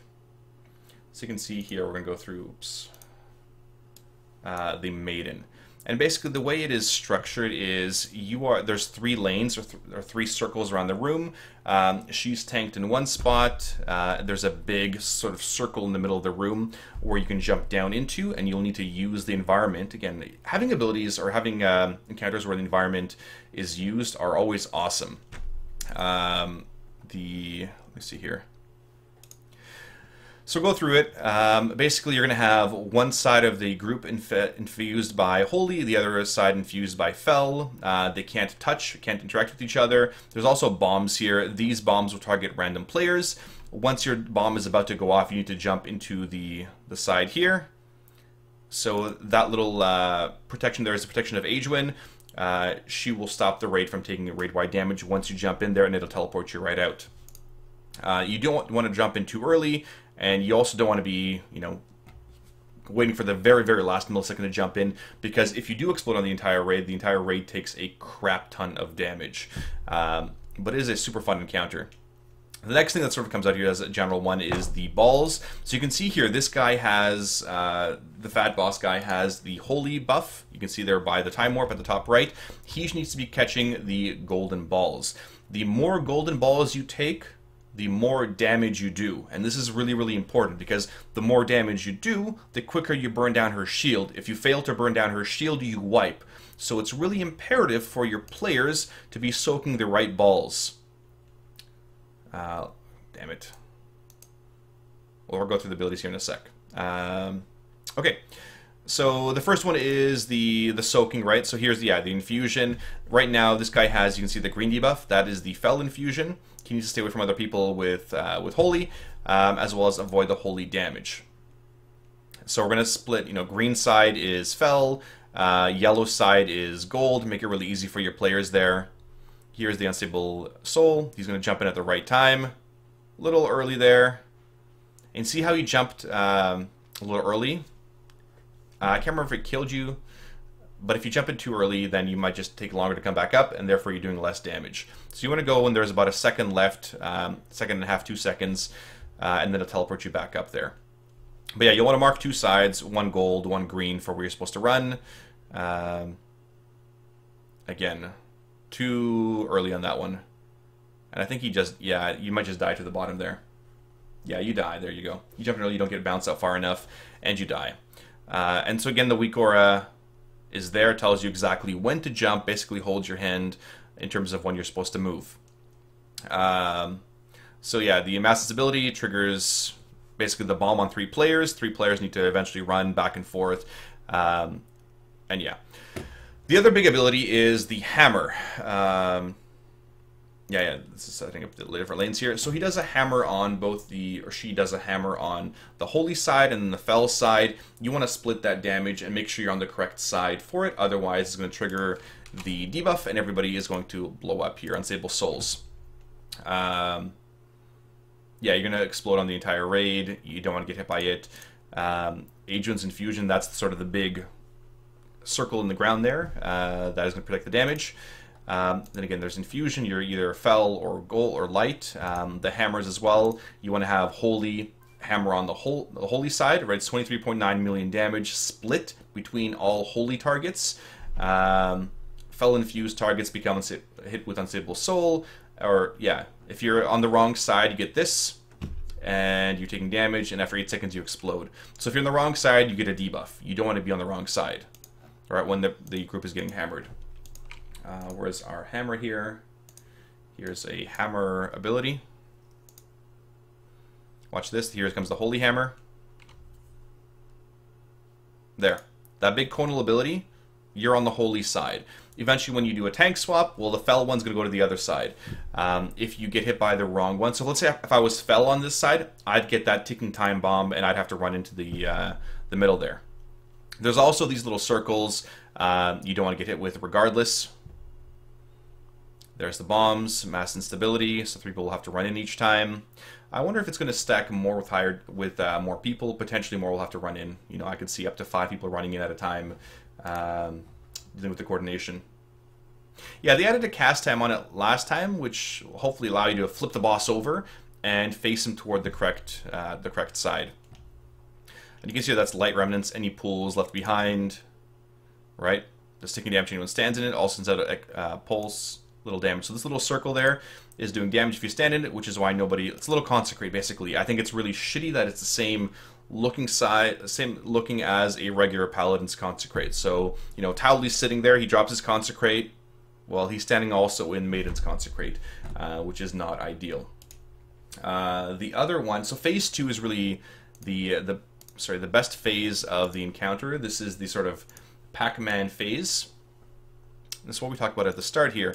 Basically, gold and green balls come out. The gold ones, if you're holy, is what you want to be soaking. The Fel ones do damage to you. The other important stuff is it splashes near anybody nearby. So if you have, me and say Zarania are running together, and we run, he runs into the gold one just ahead of me, we'll both get the buff. That's really important. So you may want to send out in groups, assign people in different lanes, whatever you want to do. You can also dodge them or go between them.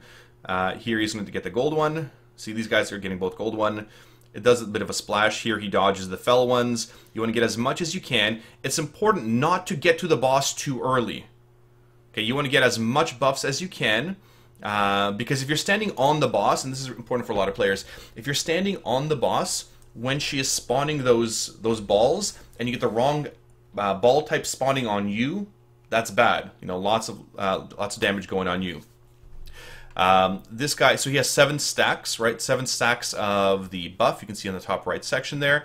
And each stack is giving you what again here?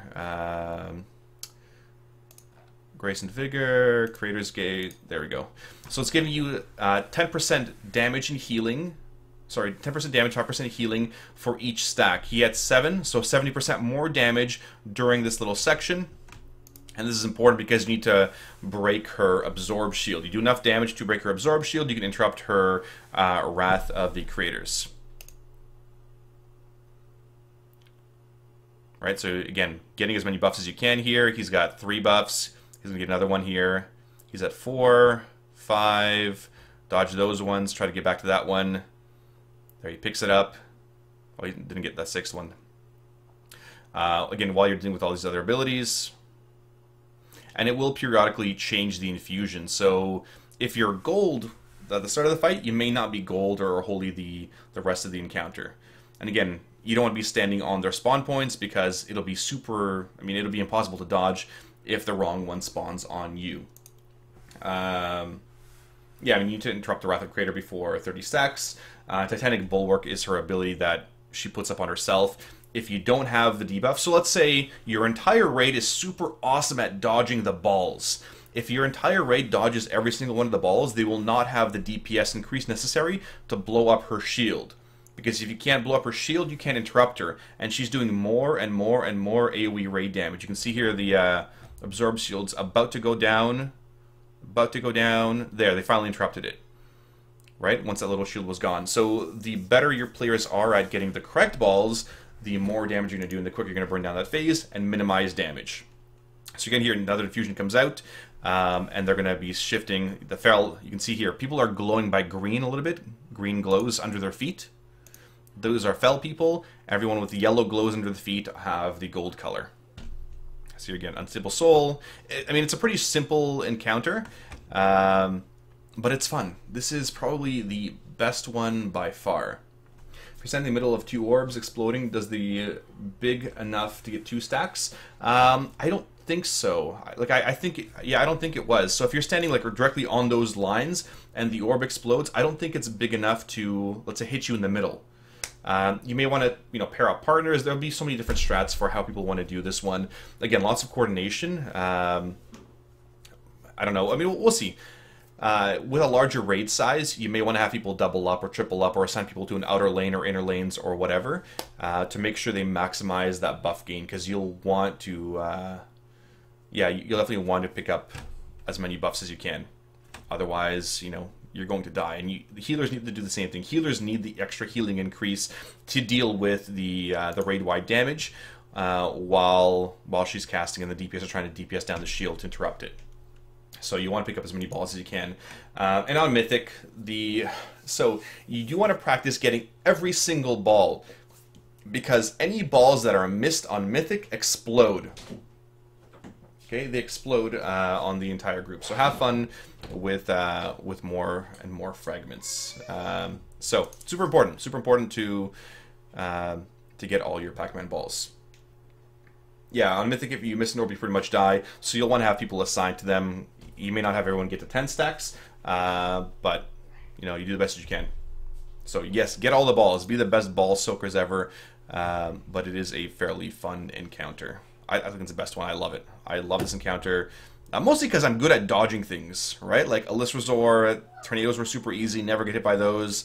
This is very, very much the same, except you want to get hit by the right things. And there you see the ability actually going off, and people did not run in. So watch what happens.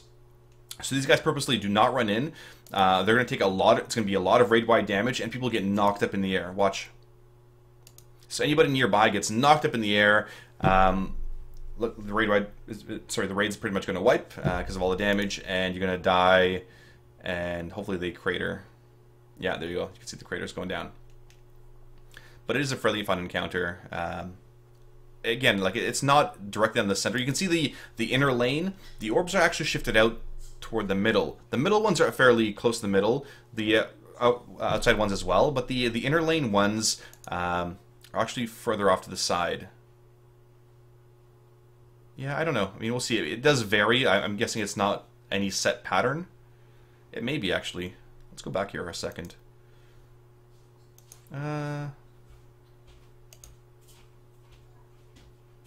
Yeah, no, because I can see how they're spawning, right? It's not exactly enough of each one. I'm guessing it'll be split half and half. But you can see here there were... Yeah, no. No, it's not the same. It's not a mirror image, for instance. It's a fairly decent amount. So, move and fight for a Warlock, yes. Move and fight for Warlock and Death Knights. Fun times with Maiden of Vigilance. So that's a good one.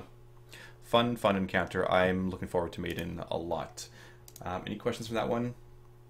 Yeah, I don't know if the range would be big enough to get it. I don't know if it's going to require that kind of coordination to, to deal with the orbs and standing in the middle. Like if, let's say, one partner's to my left and one partner's to my right, and I'm in the middle, and they both pop an orb, do I get both buffs? I don't know if the range is going to be there. I think it's better for you to actually go soak the orbs yourself, right? So you'll want to send maybe different waves of players in, some as backups to make sure all the orbs get soaked, especially on Mythic, because otherwise you are going to die and wipe. So it should be. I mean, we're hoping. We'll see what happens. We'll see what happens in Normal and Heroic next week, but looking forward to that one. Okay, moving on to Fallen Avatar. So Fallen Avatar is also a fairly. This is probably my second favorite fight, or my. Definitely one of my top ones.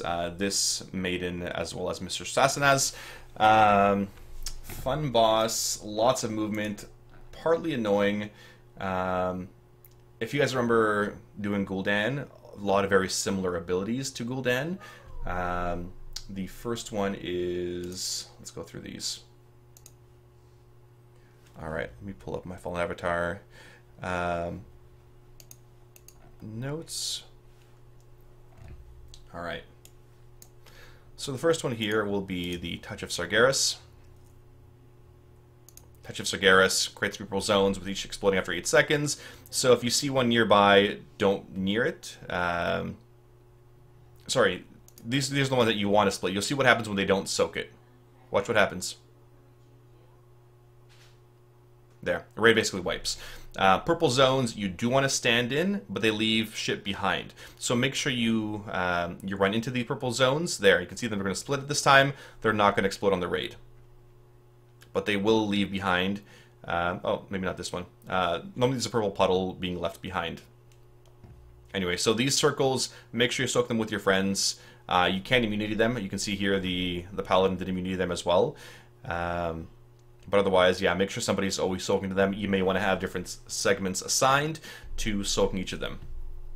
Here comes the cleansing protocol. Well, I'll talk about cleansing protocol in a second here. But basically, it's the avatar, which has its wings stripped, as well as you're dealing with the Maiden of Valor. It's important to be DPSing her very little, and at certain times too. So you want good, quick burn DPS on her, and then everybody to switch off. So good hard DPS stops, right? You burn her shield, whatever, then you switch back to the boss.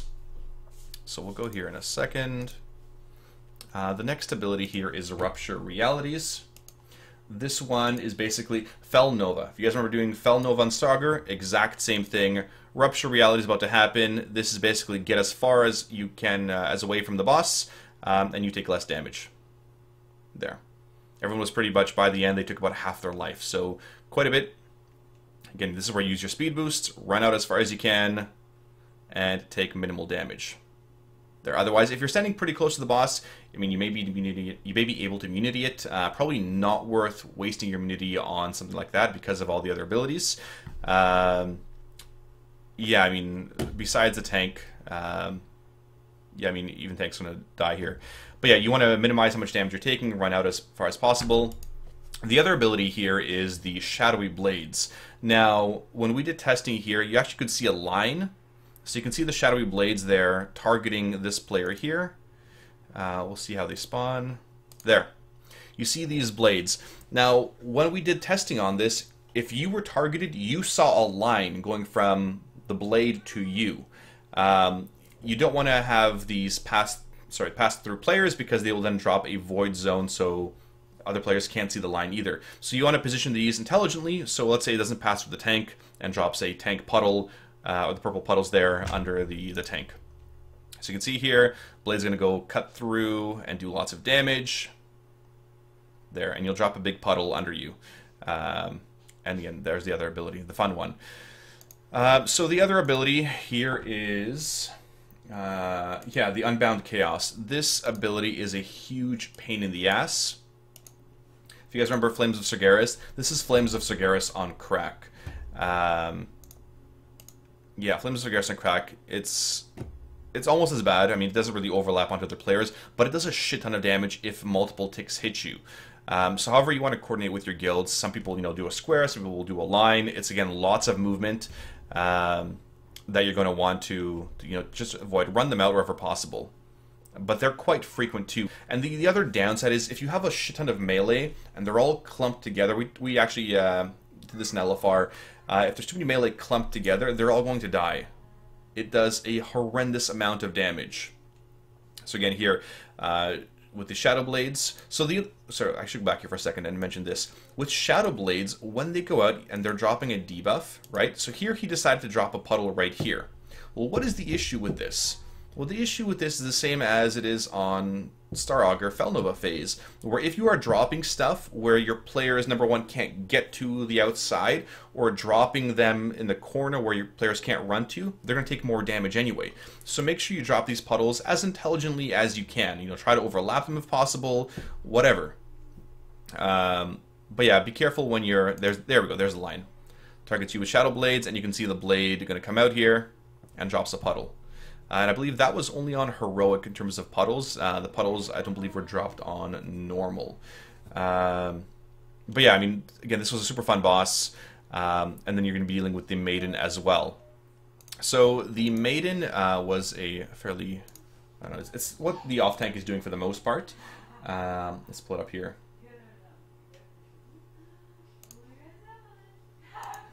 All right. So when we're dealing here, so she's going to cast Cleansing Protocol. Cleansing Protocol, once at 100 energy, she's going to put up a huge shield. Everybody has to switch and burn this so she doesn't kill the raid. And once you break this or stop this Cleansing Protocol, it's going to do 50% or sorry 25% of her life. So you want to get this off. So you want to get this off 4 times. If she doesn't get this off 4 times, then that's not great. Because what happens is when you transition to phase 2, and phase 2 is timed, whatever HP she has, well, Fallen Avatar also gets. So ideally you want to deal with 4 of these cleansing protocols, blow up her shield, she takes a huge chunk of her life, while you guys are DPSing Fallen Avatar. But if you do too much damage to Maiden, she's not able to cast the cleansing protocol for a 4th time. I can't remember from the logs whether it was cast 3 or 4 times. But here it is, interrupting again, cleansing protocol. You can see that these little pylons, send energy to the boss. Once the boss is at 100, so it's not time, but it's energy based. Once the boss is at 100 energy, then he drops down and transitions. You want to extend that phase as long as possible by having her take the energy. So that golden pylon is actually taking energy to the boss to charge him up, right? To charge up the avatar. By tanking the Maiden in that line, you are giving her energy instead. Once she gets energy, she does Cleansing Protocol. Cleansing Protocol, blow up her shield, does damage to herself. And that way you're minimizing the energy gain on Kil'jaeden. Yeah, so if you kill her too early, she will not soak the beam, and then the boss is going to transition even earlier. Again, you want to get the boss as low as possible before phase 2. That's the goal. But yes, that's the goal with phase 1 in a nutshell. I think that's it. Yeah, consume, and then eventually once he, hopefully here, goes into phase 2, yeah, consume upon reaching 100 energy, their avatar will consume the remaining health of Maiden of Valor. You can see here she has 50% life. He'll heal himself proportionally to the health she has remaining, and consume the entire raid. So consume her. He's at any 94, 100, kills her, and this is where this is an awesome part here. He drops down, and you are on a limited side little platform here. You can see Kil'jaeden in the background. Dadgar, Illidan, and Velen are just doing their own thing, being useless. And this is where you start off in phase 2. Let's actually go to phase 2 really quickly here. So phase 2 is pretty awesome. Dark Mark here. So here. Dark Mark is an ability here. That's the first one. This is for the raid in general. It targets a player, ranged, healers, whatever. And it does split damage. The more damage, obviously, the less people that are splitting it, but it knocks everybody relative to where they are to that marker person. So if you can see here, if they're in the middle and this person's going to soak, probably going to just die themselves here in a sec. Yeah, it basically kills you. You need to have your friends soak. The issue is if you are standing on the lava side, so hopefully somebody can soak here, it knocks you back relative to where you are. So everybody is on the inside right now. These guys are all going to get knocked to the right side. If they were on the left side of the mark, they'd be all knocked into the lava. So when you position these marks, you want to position them near the edge, and then the people soaking go on the inside, so they get knocked to the inside of the room. Watch what happens. See, they all get knocked up to the inside, you get knocked up, but you don't want to be knocked off to the lava there. At the same time, you're dealing with the winds here. They're basically tornadoes, don't get hit. Fun time with tornadoes. And the other ability he does is he breaks one side or one section of the area. We found on normal, we could just drag him into the lava. He breaks very small sections of it, and now you have less room to maneuver, right? Now you have one big L shape. You're still dealing with the marks. Watch which way he gets knocked back, right, relative to where the marker was. There we go. One guy, the dark mark gets knocked up. Everyone else gets knocked away from that initial spawn point. Here's tornadoes again, and then he's going to do his big smash soon. So the closer he is to the edge, the less bricks or platforms he's going to break. The goal is to have him to minimize the amount of bricks he breaks. They're not. I mean, they're going to wipe here because he has too much health. And again, if he has low health, obviously it's going to take a lot less time to blow through it. This is going to be your hero phase. So he breaks more of it, and now you have even less room to deal with. Let's go through this next section here. So again, they're dodging tornadoes. Now they have him on this section. So it's a pretty wide radius. They could even tank the boss even closer to the edge. So it only drops a few platforms at a time. Yeah, and so you could do it on, so, people say a master race, leap out, roll out while he does it, so he breaks very few. Well, the issue is, the longer he's in lava, the more damage he's gonna do. So you can't cheese it by having brewmasters roll out or warriors leap out. You'll want to have him on the corner as possible, and it is meant to be a bit of a soften rage on mechanic. So let's go through the dungeon journal really quick here.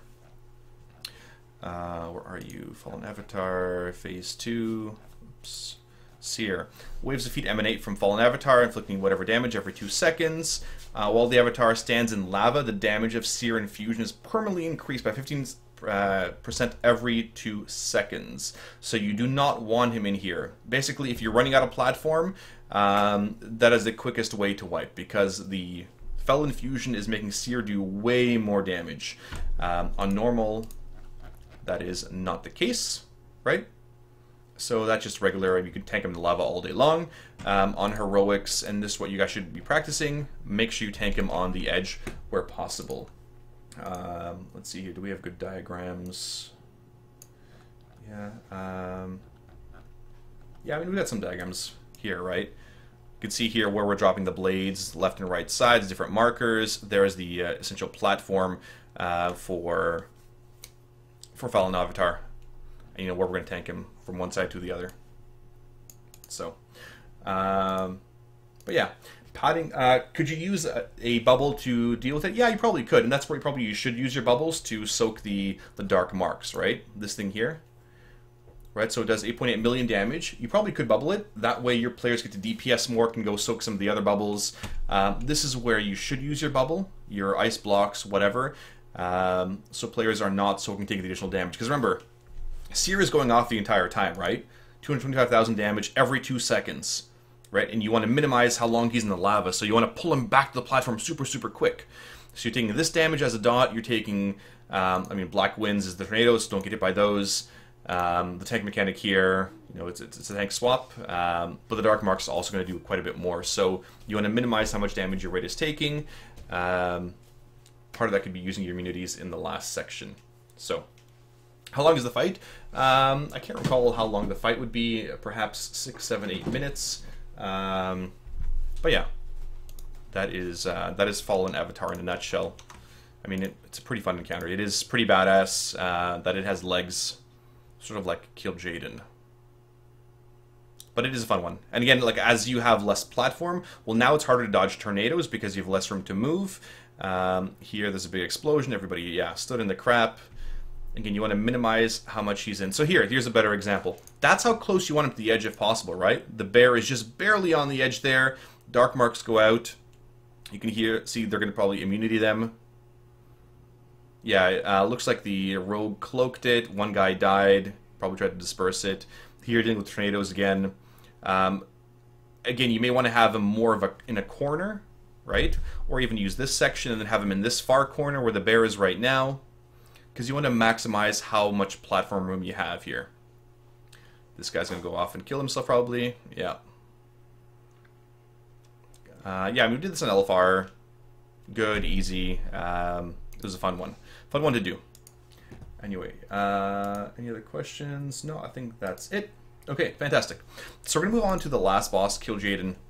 Now, Kil'jaeden, unfortunately, there's no public videos or public logs of post-first intermission, or I don't know what you would call it, phase 2.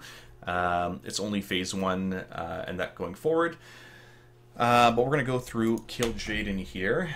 So Kil'jaeden, I'll give you some explanations of sort of what we're doing as well. So the first one is the Fell Claws ability. So Kil'jaeden, let's go through it here. Kil'jaeden, fun times. This is actually one of the better attempts, so we're going to go through it. So that's Kil'jaeden. He's got legs, right? This was a fairly large raid that they used. Let's go through it. They have different markers assigned. You want to set up different markers, different quadrants of where the abilities are coming. But we're going to go through it step by step here. So the boss will be tanked close to the middle of the room here, and there's a good reason for it. You don't want him tanked in the dead center. Dead center is sort of the no-go zone for the first phase. You can see the bear tank taking him off to the side there. That's pretty much where you want him to start because of the singularity later on. The first ability, and this is a main ability of the entire encounter, is Armageddon. You can see little small swirls. You can see a big swirl. If you guys remember doing the boat back on, of course, our favorite zone, Dragon Soul, very similar. You want to soak these. If you don't soak these, raid-wide damage, you're going to die, right? So the tanks can take the big one. The raiders will take the small ones. You may want to assign who goes where, because once you take it, you can see not two people are running in. One guy was running into the second one, but he decided to run out.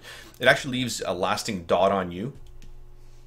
There, it leaves a lasting dot for 1 minute. That dot does stack. So if you soaked one side, then you don't want to soak the next section. Similar to cakes, right? If you got one cake on Trilliax, you don't want to get the next cakes on normal because it's a stacking dot. But you want to soak them as often as possible, right? Especially if you're a very mobile player. The other ability here that's coming out is the what's it called? The Shadow Reflections. Now, they did change the Shadow Reflections a couple times, especially since 7.2. These are 7.25 ones. What happens is, it's big circles on the ground. Here, they decide to stack them. You will not be able to use this strat. You will not. So basically, it spawns a number of ads that can be destroyed, Erupting Dread Flame. They're casting the thing basically on the entire raid that need to be burned down super quick. You will not be able to stack them in on the higher difficulties because they will heal themselves and do extra damage if they're too close to other ads. So what you'll want to do is instead put them on different markers. So if the boss is here, you may want to put one by blue, one by moon, and one by where this warlock is right now. That way they're spread, and then you're dealing with them appropriately. Where is my note here? So the Wailing Reflection is the one that was removed. They're no longer doing that one. And then the Shadow Reflections of the Erupting ones are the ones you want to kill. The next ability that's going to happen here, and this one's on a roughly a 55-second to a 1-minute timer, is the Rupturing Singularity. There is a big purple ball coming down onto the ground. You don't want to be standing under it, you want to be standing near it. That's really important. If you stand under it, what's another good ability? That, try to remember. What was another really good one? Tyrant Valari had an orb? Somebody had one. Somebody had an orb, basically, if you stood under it, you died. Same kind of thing here. The first one always goes dead center, which is why we're not tanking him dead center. It's going to knock you back, and the way you want to position yourselves is into the corners. You want to get knocked back into the corner because that'll give you the most space to fly and land. Otherwise, you get knocked off the ship, the platform, and then you die. Look at the knockback. It knocks back everybody. So this guy was able to use his portal. Most players will not be able to use a portal, and it knocks you back quite far. So if you're in the middle section, right, like not soaking into the corners, it may knock you off, and then you will die. So again, here's Armageddon again. Because he already has a dot, this warlock cannot soak again. So there's the bear running over there. Everybody soaks them. People don't take damage, right? The physical one, you'll need to use like a major cooldown for soaking the big physical one. But that's it for the most part. I mean, those are the main abilities. There's also Fell Claws. Fell Claws is an ability where he uses it and you'll take more physical damage for X amount of time, and that's where there's a bit of a tank swap. Alright, Inevitable Fate, yeah. Tanks are getting destroyed here. There we go, they re-res the tank. They had a bad tank swap there. Now watch what happens with the next ability. The next one should be, there's the Fell Claws. Here's the Erupting Singularity. So at this point, Singularity number 2 is where the raid leader will call a marker. You're going to call blue, moon, purple, whatever, and everybody has to run there, including the tank. This one is going to be, I think, yeah, by blue. So everybody runs by blue. Get there as quick as you can. Get knocked back, and then get to your Armageddon sides. This overlap is pretty tricky, because you're going to get knocked back, and then you need to get knocked back into the right quadrant. So let's say, I'm gonna draw you a picture, guys. I will draw everybody a picture so we know exactly what's going on. All right, so here, I'm not gonna use my own strats. I'm gonna use this one. So here's the square, right? That is a square. If you get knocked, so let's say the singularity is in this section here. The further you are in, right? Well, then you're gonna get knocked back in this section if you're standing over here.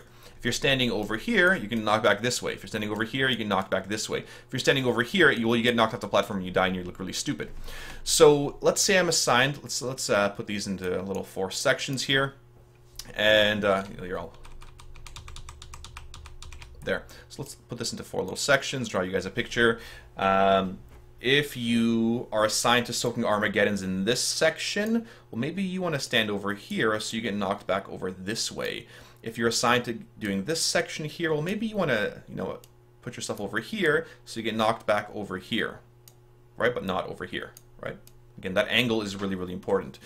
Same thing here. You'll get knocked back this way or whichever way, depending on where you're assigned to soak Armageddons.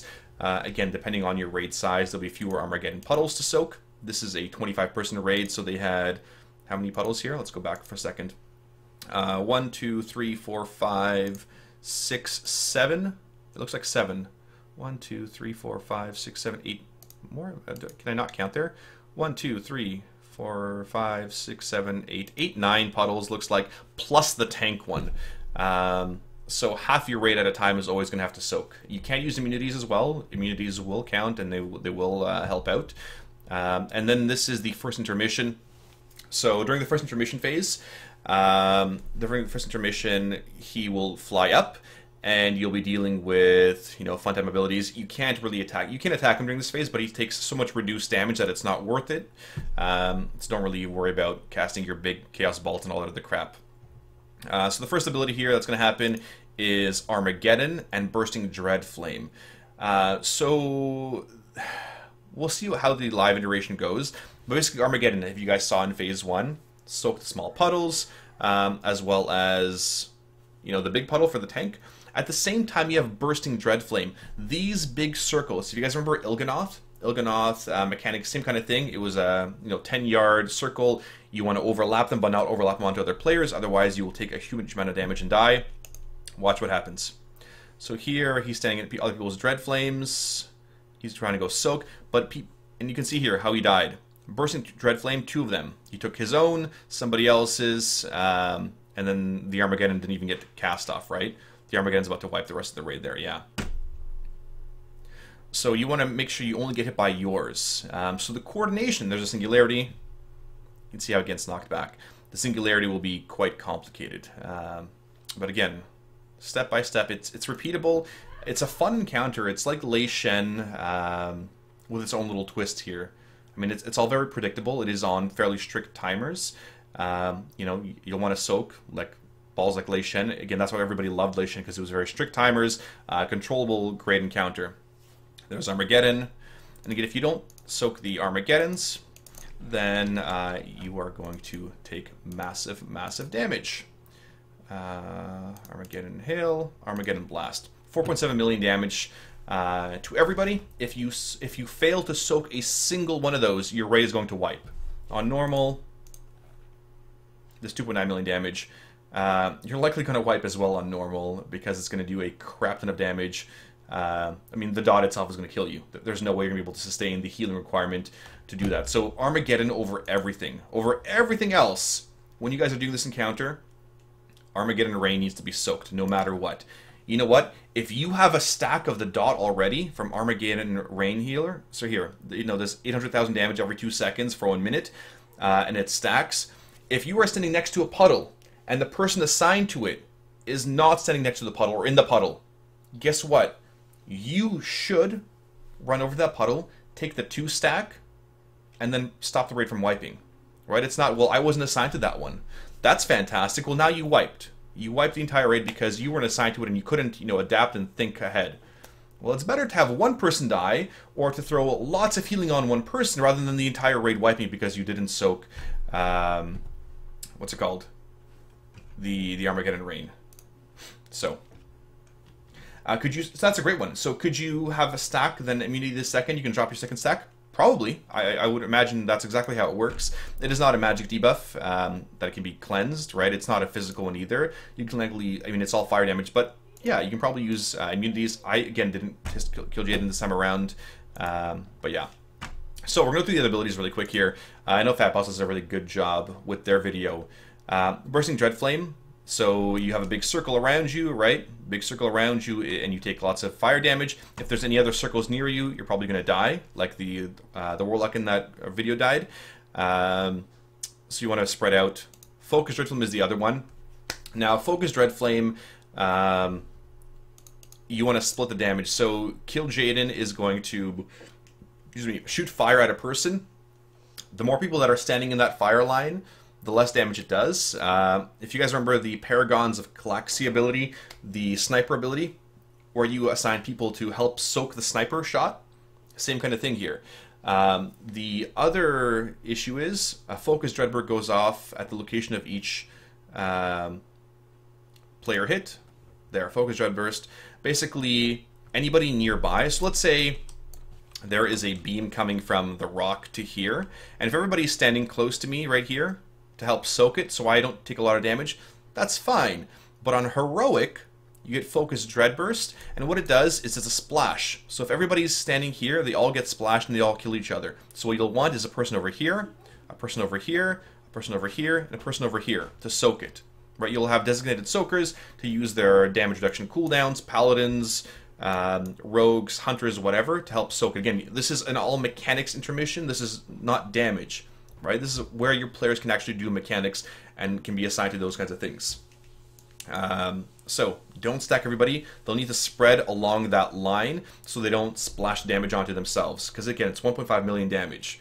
Right? 2 people standing next to each other, that's 3 million damage on top of Focus Dreadflame. You're going to die. So you need to spread out along that line, and it's a big 5-yard spread. The other abilities there for the intermission were, you get Nether Gale, so he takes next to no damage, right? It's not worth it. Rupturing Singularity that you guys saw, that was the big knockback, and then Armageddon was the Armageddon that you guys saw there earlier. Now, going into this next phase, and I mean, you can sort of logically, I mean, I've got it set up with my own strat that I need to update on our own forums. But in Phase 2, you're dealing with the same kind of things. You're dealing with Bursting Dreadflame. Same kind of thing, does way more damage though. right? You're still dealing with Focus Dread Flame. So again, that's the one that you're soaking, all in phase 2. At the same time, you're dealing with phase 1 abilities, Fell Claws, Rupturing Singularities, and Armageddon. This is a fairly complicated phase, right? Phase 2 is going to be pretty challenging because you're dealing with Armageddon in phase 1, right? You're dealing with the bursting from the intermission, right? There's the Armageddon. You're dealing with this ability. You're dealing with the tank Fell Claws. The tanks are soaking their thing. You're dealing... You guys didn't see the Focus Dread Flame later on here. There, you're dealing with this ability at the same time. It's a lot of shit to deal with in phase 2. I mean, it's not going to be all overlapping. It's going to be one ability, the next ability, the next ability, and there should be very little overlap. But you can see here, it's going from bursting, right? It's going from bursting to Armageddon to Singularity, right? Lation was designed in a very similar manner, which, like, Raiders loved. And there's a Singularity, and then we'd be dealing with a Focused Dread Flame, right? So that is the order of abilities here, right? It was bursting, Armageddon, Singularity, Focused Dread Flame. And do we see, I think they die here. You can sort of see here, there. The person had a marker over their head. Kil'jaeden does a big beam. That person's going to die now because, you know, no one's going to soak that. But it's one ability after another, after another, after another. And that's it for phase 2, right? Well, yes and no. The other abilities are the Shadow Reflections. Sorry, not this one. Phase 2 here. Shadow Reflections. So you'll have a Wailing one, which needs to be tanked. And this one does 1.9 million shadow damage to enemies within 10 yards and grants stacks of crescendo. This will be your ranged ad. Ranged will be on the Wailing.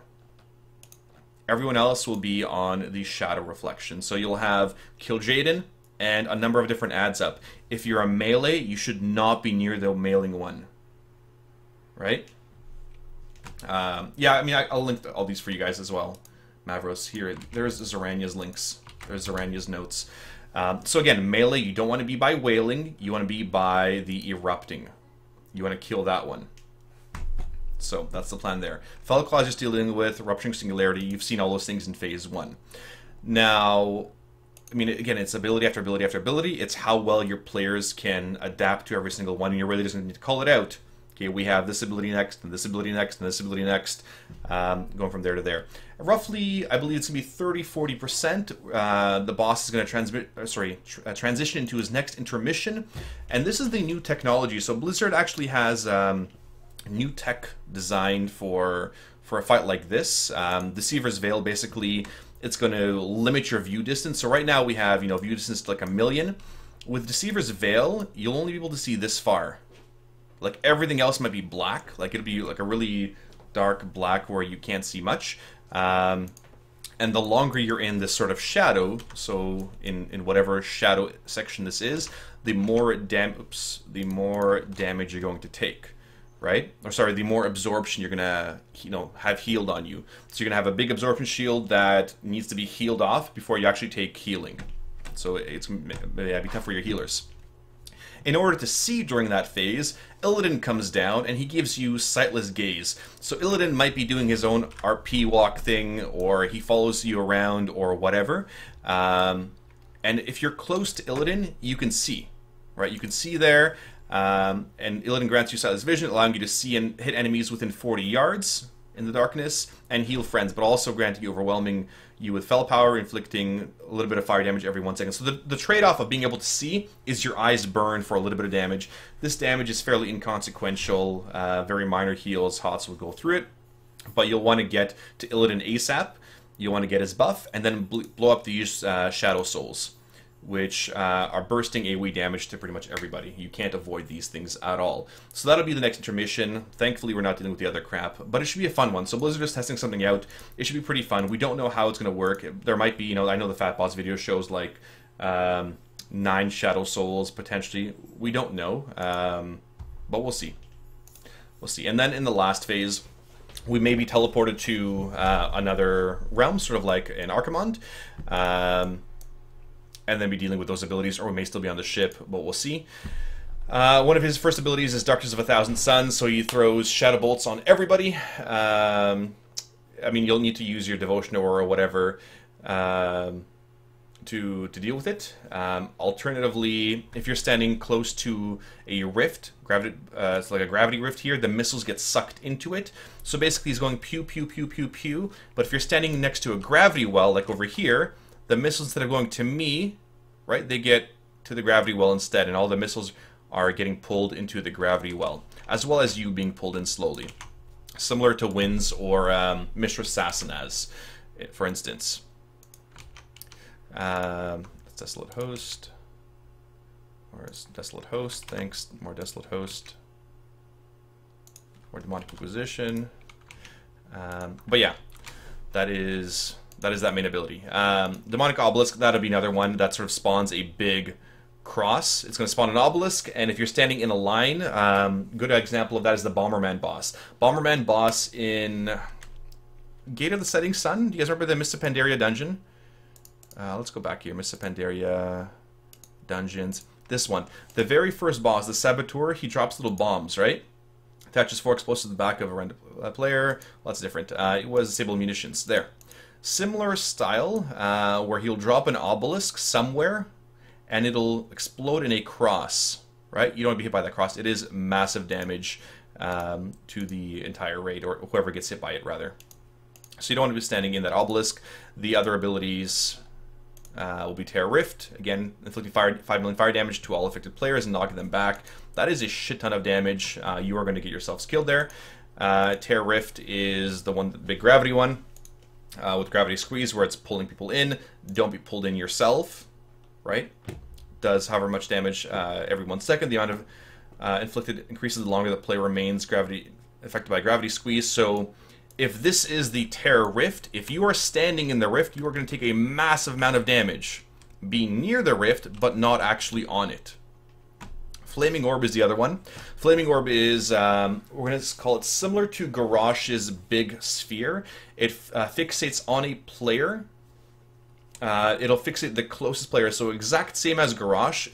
His big metal ball came down, you know, we soaked it, and then somebody kited it around the room, right? Same kind of thing here. It's going to follow that person around. When it explodes, it's going to trigger flaming detonation. Does raid-wide damage to all players within 10 yards. To all players within 10 yards. It creates a pool of fire that affects any players. The other ability is the longer the thing's been kiting, the less damage it does. So the longer you kite, the smaller the puddle of flame. If you are standing, let's say this rock again is the puddle where it spawns. If I'm standing right here and it spawns and I don't move, you're gonna have a massive pile.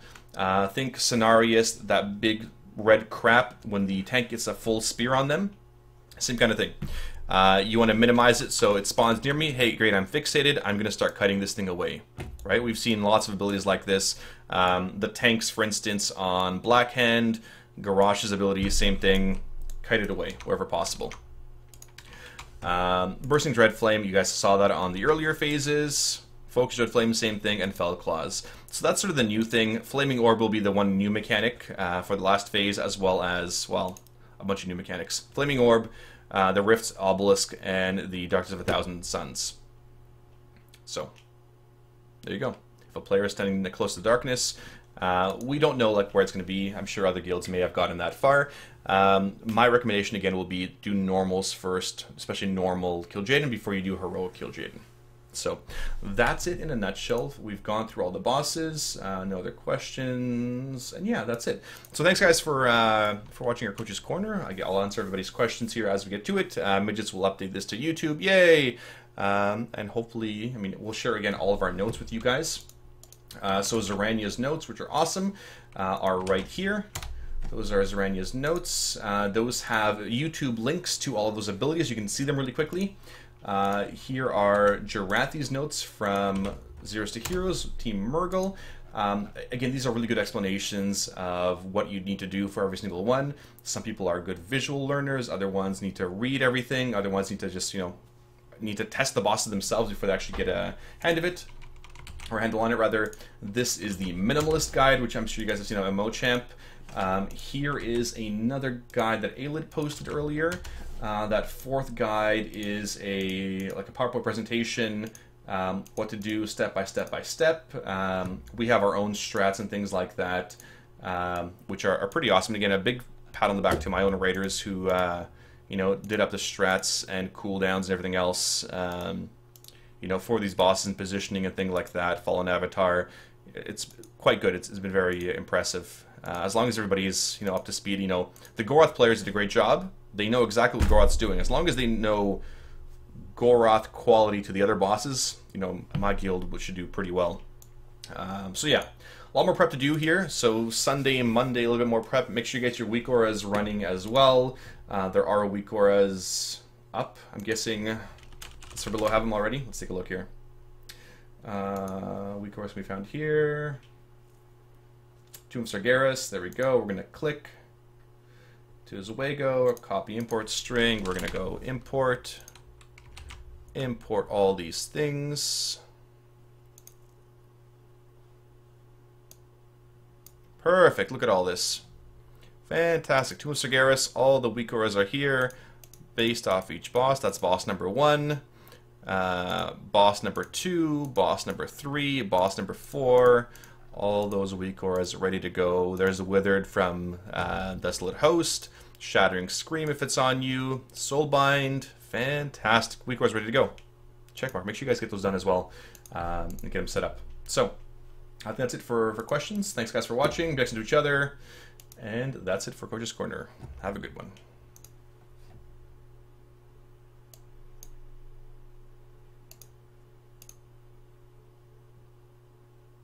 All right, cool. That was okay. That was okay for a Coach's Corner. But yeah, use those resources. My recommendation always to you guys is to write up your own strats. Write up your own guides, explanations, whatever. I try to simplify mine as much as I can. Use examples of, you know, rather than, you know, it is a fissure. No, it's just it's a big spike, right?